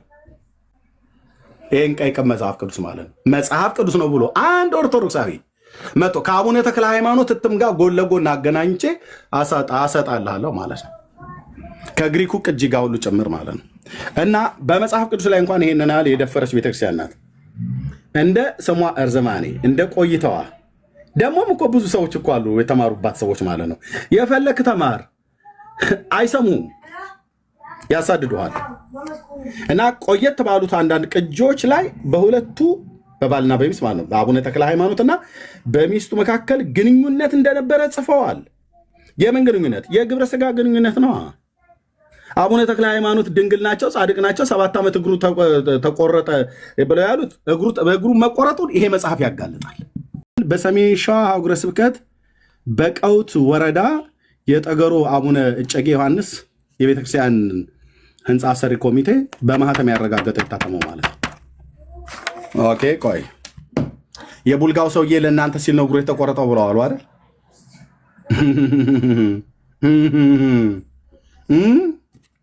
እችን ቀልድ ለማያውቅሽ ይላል የሀገሬ ተወላጅ ማለት ነው። ኦኬ እናስ የቀድሞ ቅጆች ጽፈዋል። አቡነ ተክለ ሃይማኖት ከሚስቱ ጋር ግንኙነት እንደነበረው የሚጣቁ ገድለ ተክለ ሃይማኖት ፍሳጽዮን የሚለው የአቡነ ተክለ ሃይማኖት ስሙ ነው። ልብ በሉ። የሚጣቁ ገድለ ተክለ ሃይማኖት ፍሳጽዮን ወላጆቹ ባስቸገሩት ጊዜ ማግባቱ አሁንም የወላጆቹ ጭቅጭቅ ሲበዛበት ከሚስቱ ጋር መገናኘታቸውን ነገር ግን ከ3 ቀን በላይ እንዳልተገናኙ ይናገራል። 3 ቀን ያህል ተገናኝቷል ማለት በግብረ ስጋ ግንኙነት አውቋታል ማለት ነው። እና ምን እያልክ ነው ኤርምያስ? ይህን ሰውዬ ጻድቅ ነው ቅዱስ ነው እያላችሁ መታችሁ ለእናንተ ሲል ነው 7 ዓመት እግሩን ተቆርጦ የተጸለየ ነው 7 ዓመት እግሩን የተቆረጠው ብለህ ካልከኝ ይሄ መጽሐፍ ምን ይላል? ያው ይሄንን መጽሐፍ ርዕሱ እንደማልቀይረው መጽሐፉ እንደማልቀይረው ይሄ መጽሐፍ በተገለጠ ሰዓት ላይ ብቻ ገብተው እንዲናገሩ የምፈልጋቸው ሰዎች ቢኖሩ ጥሩ ነው። ቄሶቹ አሁን ይመጣሉ፣ ያያሉ፣ ተደብቀው ይሄዳሉ። ዲያቆናቶቹ አይገቡም።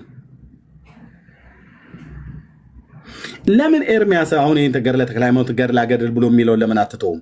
እነዚህ መጽሐፍቶች አይደሉ እንደ መጽሐፍ ቅዱስን የተጋፉት? ህዝቡ እኮ ዛሬ ኦርቶዶክስ ህዝብ እኮ መጽሐፍ ቅዱስን አያነብም። ይህን መጽሐፍ ቅዱስ የሚያነብ ጴንጤ ብቻ ሆኗል በዓለም ላይ።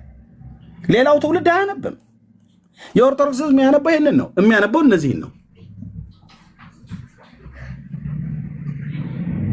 መዳን ታዲያ እንደ ሰማይ ደመና ቢርቃቸው ምን ይገርማል? መዳንን የምናገኝበትን ጥበብ ሊሰጡ የሚችሉትን ቅዱሳት መጽሐፍ ታውቃል ብሎ ጳውሎስ ለመንፈሳዊ ልጁ ለጢሞቴዎስ የመከረውን የእግዚአብሔርን ቃል እንዳያውቁ ጋሬጣ ሆነዋል። ስለዚህ ይህንን ርዕስ ቀጥለዋለሁ።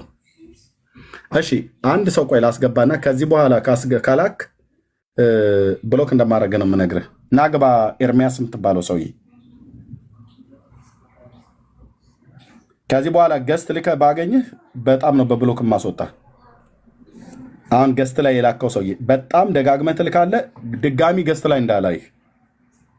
ኦኬ ገስት የላከው ኤርሚያስ የምትባል ከታች ያለው ሰው ማለት ነው። ድጋሚ ገስት ላይ እንዳላገኝ ልከህ እንዳላገኝ። እሺ ቴንክ ዩ። ኦኬ ስለዚህ እኛ ወደ መጽሐፍ ቅዱስ ወደ እግዚአብሔር ቃል ተመለሱ ነው የምንላችሁ። ለሰው ልጅ በሙሉ ነው የምንመክረው። ምክንያቱም ጳውሎስ ለመንፈሳዊ ልጁ ለጢሞቴዎስ ሲናገር በጢሞቴዎስ መልእክት ላይ ከሕፃንነት ጀምረህ ኢየሱስ ክርስቶስን በማመን መዳን የሚገኝበትን ጥበብ ሊሰጡህ የሚችሉትን ቅዱሳት መጽሐፍት አውቀሃል ይለዋል። የእግዚአብሔር ቃል መዳንን ሊሰጡ የሚችሉ ቅዱሳት መጽሐፍት ናቸው። ማንን? ኢየሱስ ክርስቶስን በማመን የምትላትን ቃል ልብ በሉ። ኢየሱስ ክርስቶስን በማመን መዳን የሚገኝበትን ጥበብ ማንን በማመን? ኢየሱስ ክርስቶስን በማመን። የትኞቹ መጽሐፍቶች ናቸው የሚሰጡ? ብሉይና አዲስ ኪዳን ብቻ ናቸው። እነዚህ መጽሐፍቶች ኢየሱስ ክርስቶስን በማመን መዳን የሚገኝበትን ጥበብ ሊሰጡ አይችሉ። እንዴት? ይኸው ስምህን የጠራ ሳይሆን ስሜን የጠራ ቂ ብሎ ሲጠራ እኔ በጭንቁ በመከራው ቀን ደርስልሃለሁ እያለ ብሎ የሚል መጽሐፍ ነው ወገኔ። በእንደነኛ አይነት ታስረህ ትኖራለህ ወይስ ብርሃን ወደሆነ ወደ እግዚአብሔር ቃል ትመጣለህ ነው እያልን ያለ ነው።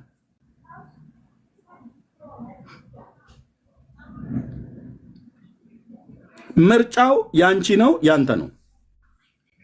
እዚህ ቅዱሳን ነቢያትና ሐዋርያትን ስናነብ የጌታን ስም የሚጠራ ይድናል ይላል።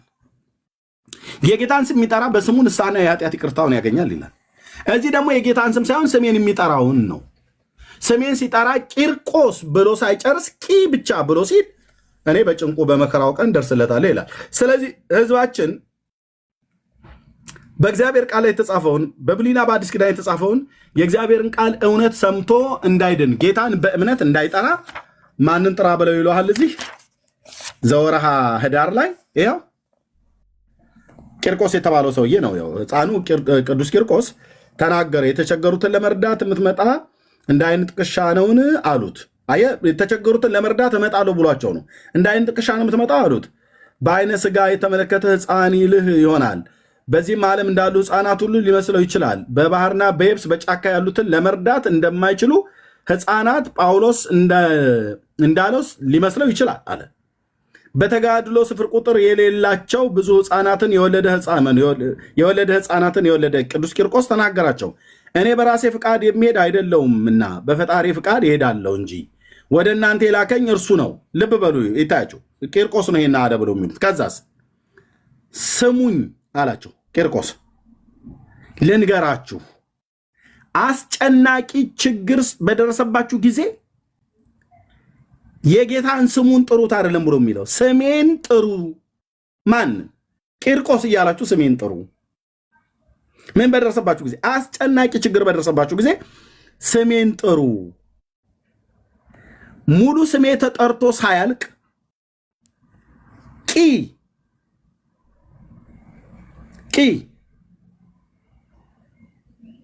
ቂርቆስ ማለት ነው። ይሄን ብሎ የሚለው እዚህ ቂርቆስ አለ።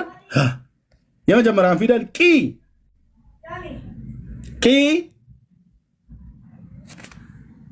ብሎ የመጀመሪያውን ፊደል ሲጀምር እኔ ደርሳለሁ አላቸው። እኛ በፈጣሪ እናምናለን ካንተም አንለይም አሉት ይላል። አሁን ይሄ ሰውዬ የጌታን ስም እንድንጠራና በጌታ ስም እንድንድር በችግራችን በመከራችን ጊዜ የጌታን ስም እንድንጠራ ነው የሚያስተምረው ወይስ ራሱን እንድንጠራ ነው የሚያስተምረው? ራሱን እንድንጠራ ነው የሚያስተምረው። ኦርቶዶክስስ በችግራችሁ ጊዜ ጌታን ጥሩ ነው የምትለው ወይስ ቂ እያላችሁ ጥሩ እያለችን የፍጡራንን የማንንም ይቅርታ አድርግልኝ ለዚህ ንግግሬ ስናገር የማንንም ቅራቀንቦ እንድንጠራ ነው የምትነግረን ወይስ የጌታን ስም እንድንጠራ ነው የምትነግረን? የፍጡርን ስም እንድንጠራ በፍጡር ስም እንድንታመን ነው የምታደርገው። እና እነዚህ መጽሐፍቶች ኢየሱስን አልሸፈኑትም እንዴ? እንዴት ሰውን በችግር ቀን ጥራይም ብለህ አሁን እዚህ ወንድሜ ዳጊ አለ የምንወደው ወንድማችን ነው። እስኪ ታይ በችግራችሁ ቀን እንድደርስ ዳግማዊ ነው ሙሉ ስሙ። ዳግማዊ አይደለም ገና ዳ ስትል እመጣልሃለሁ ብሎ ቢል ምንድን ነው የምንለው?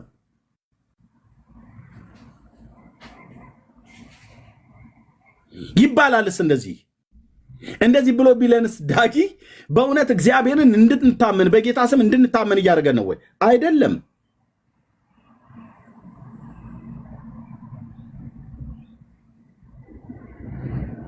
እነዚህ ጻድቃን ሰማዕታት የተባሉት በሙሉ እራሳቸውን ነው የሰበኩት፣ ኢየሱስን አልሰበኩም። ናና ሞክረኝ፣ ግባና አውራኝ፣ ስሜን የጠራውን ተስካሬን ያደረገውን ማርልኝ እያሉ ነው ሲለምኑ የነበሩት። ስምህን የጠራውን ብሎ የሚል አንድ ጻድቅ የለም። አንድም ጻድቃን የተባሉት በሙሉ ስሜን የጠራውን ማርልኝ፣ ስሜን የጠራውን እሳት ገሃነመ እሳትን አታሳይብኝ ብለው አሉት እና ጌታ ቃል ኪዳን ገባላቸው። ስምሽን የጠራ ተስካርሽን ያደረገ ምሬ ምርልሻለሁ ብሎ አላት፣ ምሬ ምርልሃለሁ ብሎ አለው እየተባለ ማለት ነው። መጽሐፍ የእግዚአብሔር ቃል ግን የሚናገረው የጌታን ስም የሚጠራ ይድናል ብሎ የሚለው ለስጋዊ ፈውስም ለነፍስም ፈውስ የእግዚአብሔር ልጅ የዳዊት ልጅ ኢየሱስ ክርስቶስን ጥራው። ይጠራኛል እመልስለታለሁም፣ በመከራውም አድነዋለሁ፣ ረጅም ዕድሜ አጠግባዋለሁ ብሎ ያለ እኔ ዳዊትን አምላክ የጴንጤዎቹን አምላክ ኢየሱስን ጥራ።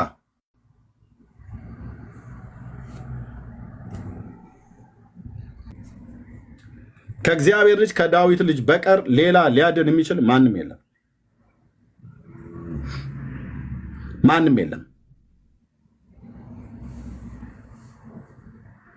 ወንድሞች እናቶች፣ አምላክ ሰው ከድንግል ተወልዶ ያን ያህል መከራ የተቀበለው አንተ ቂ ቋ ቷ ፏ እያልክ በመጥራት የፍጡሩን ስም በመጥራት ልድን ነው?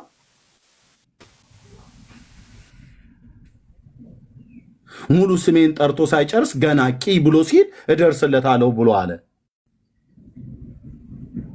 እኛ አንተ ቂ ብለህ ስትል እኛ ቂ እንልብሃለን አለ፣ እናላግጥብሃለን ማለት ነው። ትውልድ ያላግጥብሃል። ወደ እግዚአብሔር ተመለሱ፣ ቅዱሱን ቃል አንብቡ። ሕይወትና አለመጥፋትን ወደ ብርሃን እግዚአብሔር ያወጣው በልጁ በኢየሱስ ክርስቶስ በኩል ነው።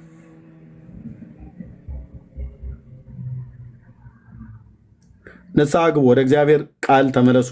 ጌታ ኢየሱስ ክርስቶስን በመቀበል ከዘላለም ፍርድ ከዘላለም ሞት ዳኑ። ከእርሱ በቀር የምትጸድቅበት፣ ከእርሱ በቀር የምትድንበት፣ ከእርሱ በቀር ወደ አብ የምትቀርብበት ሌላ መንገድ፣ ሌላ መዳኛ፣ ሌላ ሕይወት፣ ሌላ እረፍት የለም። በላይ በሰማይ በታች በምድር አልተወራም፣ በሰው ልጆች ታሪክ ውስጥ አልተወራም። አቡነ ተክለ ሃይማኖት ለኢትዮጵያ ሲጸልዩ 7 ዓመት እግራቸው ተቆረጠ ተብሎ የተባለው ውሸት እንደሆነ ይኸው ገድለ ዮሐንስ ቅዱስ ዮሐንስ አቡነ እጨጌ ዘጸገሮ ይናገራል። አሳያለሁ፣ ህዝብ በተሰበሰበበት አሳያለሁ። አንድ አልኳችሁ ለእኔ ጥሩ ሰዓት ነው፣ ለተቀረው ዓለም ግን በጣም ጥሩ ሰዓት አይደለም። 330 ሰው ነው ያለው እዚህ። አሳያለሁ። ማንንም ቂ ብለህ ጥራ፣ ቋቋም ብለህ ጥራ፣ ቷቷም ብለህ ጥራ፣ ፏፏም የፈለከውን ፊደል እየቀጣጠልክ ጥራ። የፍጡር ስም ነው። ናቲንግ ዮሐንስ ዘጸገሮ በል፣ አቡነ ተክለ ሃይማኖት በል፣ ዳዊት በል፣ አብርሃም በል፣ ይስሐቅ በል፣ ራሱ ጳውሎስ በል፣ ጴጥሮስ በል፣ ማናቸውም በል፣ ስማቸው የማያድን ስም ነው።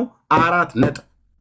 ማርያም በል፣ ማንንም ጥራ፣ ሳራ በል፣ ርብቃ በል፣ ሊያ፣ ሚካኤል፣ መልአኩን ገብርኤል በል፣ ሱራፌል፣ ኪሩቤል በል፣ በሙሉ እነዚህ ስሞች ተራ ስሞች ናቸው። ስማቸው ኃይል የለውም። ስማቸው ማዳን የለውም። ስማቸው ጥበብ የለውም። ልብ ብለህ ስማ። ስሙ ከስሞች ሁሉ በላይ የሆነ እግዚአብሔር በዚህም ዓለም ብቻ አይደለም በሚመጣውም ዓለም ያለ መጠን ያለ ልክ ያገነነው ያገዘፈው ስሙ ከስሞች ሁሉ በላይ የሆነ ልንድንበት እና እንድንበት ዘንድ የተሰጠን ከሰማይ በታች አንድ ስም ነው ያለው። እሱም ማን ይባላል? ኢየሱስ ክርስቶስ የእግዚአብሔር ልጅ የዳዊት ልጅ። ይሰመርበት። ሚካኤል ሚካኤል ሚካኤል ብለህ ብትል አድንም። የትኛው ነቢይ ሚካኤል ብለህ ስለጠራ ትድናለህ ብሎ አለ? ገብርኤል ገብርኤል ገብርኤል የግቢው የውጭው የቁልቢው ብለህ ብትል አትድንም። ምክንያቱም ገብርኤል ስሙ አዳኝ አይደለም። ማርያም ማርያም፣ ሽንቁሯ ማርያም፣ ኩክ ያለሽ ማርያም፣ ዘንዶ አስራ ማርያም፣ የፈለግከውን በል አትድንም። ለምን? ስማቸው አዳኝ አይደለም። ኢየሱስ ብለህ ስትጠራው ግን የጌታን ስም የሚጠራ ይድናል። በእምነት ጥራው ትድናለህ። በእምነት ጥራው። ስሙ የኃጢአትን ስርየት ይሰጥሃል። ቴንኪን አባት። የኃጢአትን ይቅርታ የኃጢአትን ስርየት ማለት ነው። ዘንዶ አስራ ጃርት አስራ ጃርት ገንዛ እንትን ብላ ምናምን ነገር ብራዘር፣ እንዲህ አይነት ቀልድ ተው። እንዲህ አይነት ቀልድ ተው። አንተ በጌታችን ኢየሱስ ሊመጣ መለከት ሊነፋ ጌታችን ኢየሱስ ክርስቶስ ሊመጣ ትንቢቶች ፊት ለፊት እየተፈጸሙ ያሉ የዓለም መጨረሻ ምልክቶች ፊት ለፊት እየተፈጸሙ ያሉ ገና በእነዚህ መጽሐፍቶች ቂ ብለህ ጥራ፣ ቋ ብለህ ጥራ፣ ቷ ብለህ ጥራ፣ ፏ ብለህ ጥራ ይላል። ምንም ጥራ፣ በሙሉ እነዚህ ቅራቅንቦች ናቸው ነው ብዬ ብለህ አንዱ ጌታ የሁሉ ጌታ ነው፣ ለሚጠሩት ሁሉ ባለጠጋ ነው፣ የጌታን ስም የሚጠራ ይድናል ብሎ የሚል በነቢያትና በሐዋርያት የተደመደመ እውነት ባለበት እነዚህ ተራ የሆኑ መጽሐፍቶችና ተራ የሆኑ ሰዎች ያድኑኛል ብለህ የምትል ከሆነ በጣም ቀልደኛ ነህ። አያድኑ። አብርሃም የሚባለው ጻድቅ አባት እንኳን አያድንህም። አንተ እንኳን ቂና ቋ ብለህ የምትጠራው ሰውዬ አይደለም፣ አያድንም። ይኸው ምስክሬ የአብርሃም አምላክ ነው። አብርሃም የሚባለው ጻድቅ አባት ስሙን ስለጠራ አትድንም። ስሙን ስለጠራ በመከራ ቀን አይደርስልህም።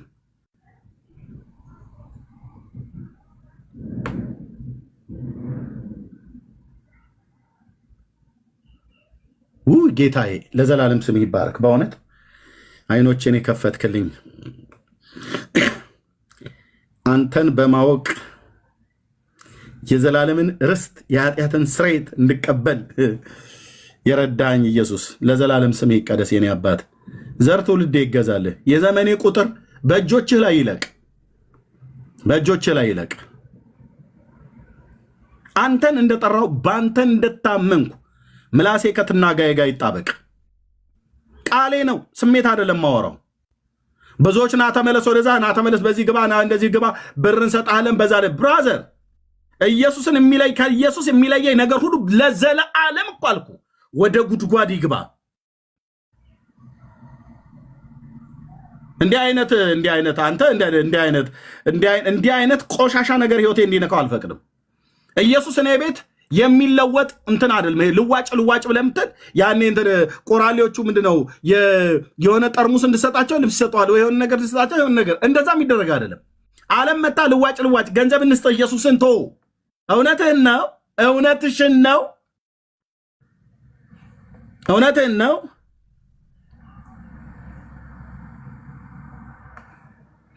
በማንም በምንም አይለወጥም ጌታዬ፣ በማንም በምንም አይቀየርም ኢየሱስ፣ በማንም በምንም አይሸቀጥም የጌታዬ ስም። ውድ ነው በህይወቴ፣ ውድ ነው በቤቴ፣ በልጆቼ፣ በሚስቴ፣ ውድ ነው በቤተ ክርስቲያኔ፣ ውድ ነው በቅዱሳን ህይወት፣ ውድ ነው በእኛ ቤት። እንደ ጴንጤ ነው የምነግርህ። ነቢያት ምን ነበር ያሉት? በትንቢተ ኢዮኤል መጽሐፍ ምዕራፍ 2 ላይ የተናገሩት እኮ ይህን ነበር። በመጨረሻው ዘመን ስጋ በለበሰ ሁሉ ላይ ከመንፈሴ አፈሳለሁ ብሎ ያለበት ማለት ነው ታላቁ ነቢይ። ይህን ነው ቅዱስ ጳውሎስ በሮሜ መጽሐፍ ምዕራፍ 10 ላይ የተናገረው ማለት ነው።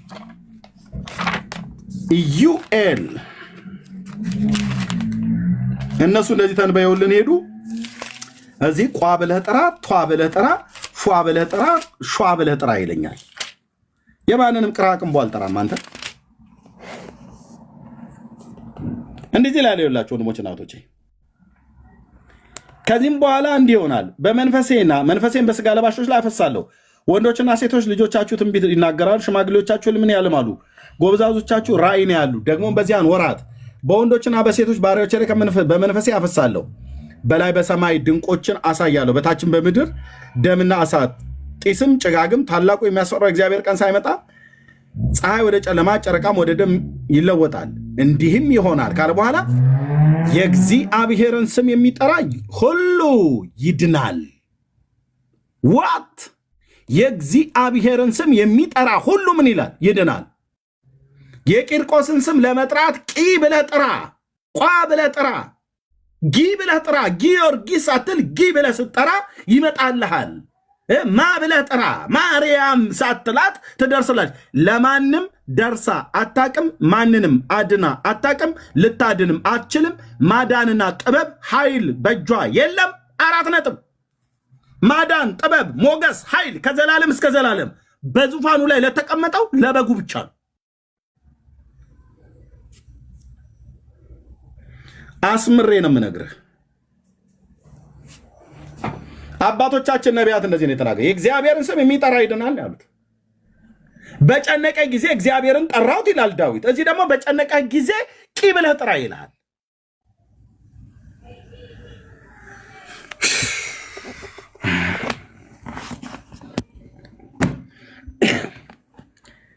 እናንተ እኮ ብራዘር እንዴ እናንተ እኮ እነዚህ መጽሐፍቶች የታውቋቸውና እንደ አይነት መጽሐፍ የታውቃቸውና ብራዘር ውስጥ የተጻፈውን ለማንበብ ራሱ እግዚአብሔር ጸጋ ካላበዛል በስተቀር ትዕግስትን ይፈታተናል።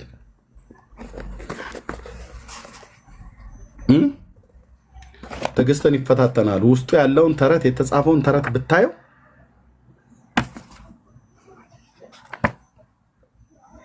ኢየሱስ ምን አደረጋቸው ነው እኮ ብለን ምትለው። ምን አደረገ ጌታ የዚህን ያህል ስሙን ትውልድ እንዲጠላው በዚህን ያህል ተረባርበው በአጋንንት የተሞሉ ሰዎች ናቸው እነዚህ መጽሐፍቶች የጻፏቸው። ምን አደረገ እኮ ነው ብለህ ምትለው። የጌታ በደሉ ምንድን ነው? ምን ቢበድላቸው ነው ብለህ ምትለው። እሱ በደል የለበት። ሰይጣን ስሙ በሰዎች ዘንድ እንዳይታመን በተለያዩ ፍጡራን የጻፈው ማለት ነው። ለዚህ ነው እዛ ቤት አትግቡ፣ ህዝባችንን እየጨረሰው ነው፣ ብዙ ትውልድ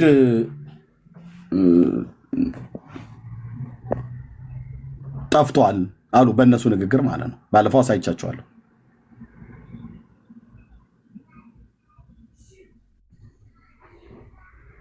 ስለዚህ ዌክ አፕ ወንድሞች እናቶች፣ ከትናንትናው ይልቅ ከዛሬ ይልቅ ለነገ። ከዚህ በኋላማ ጌታ እግዚአብሔር ረዳኛል። በደንብ ነው መስራት የምፈልገው። አብራችሁኝ መቆም የምትፈልጉ ወንድሞች እናቶች አብራችሁኝ ቆሙ። አብራችሁኝ መቆም የምትፈልጉ ወንድሞች እናቶች አብራችሁኝ ቆሙ። በብዙ ነገር አብራችሁኝ እንድትቆሙ ፈልጋለሁኝ። ባለፈውም ተናግሬያለሁ። ምላሽ የሰጣችሁኝ ወንድሞች እናቶች ቴንኪው። ጌታ እግዚአብሔር ይባርካችሁ። በጣም በተደራጀ አልኩት። በጣም በተደራጀ ዝም ብዬ ለማስታወቂያ ጋጋት አይደለም የምናገረው። በጣም በተደራጀ ስራውን እንሰራለን። እግዚአብሔር ረዳናል። ትውልድን ለማዳን ነው። እልህ አይደለም፣ ግብ አይደለም የገጠምነው። ጌታ እግዚአብሔር ዘመናችሁን ይባርክ። ተባረኩ። ለዛሬ እዚህ ላይ እናብቃ። እንቀጥላለን። ምሽት ማነው በኢትዮጵያ ጠዋት ወይ ምሽት ላይ እንገናኝ እንችላለን። ጸጋና ሰላም ከሁላችሁ ጋር ይሁን። ተባረኩላችሁ።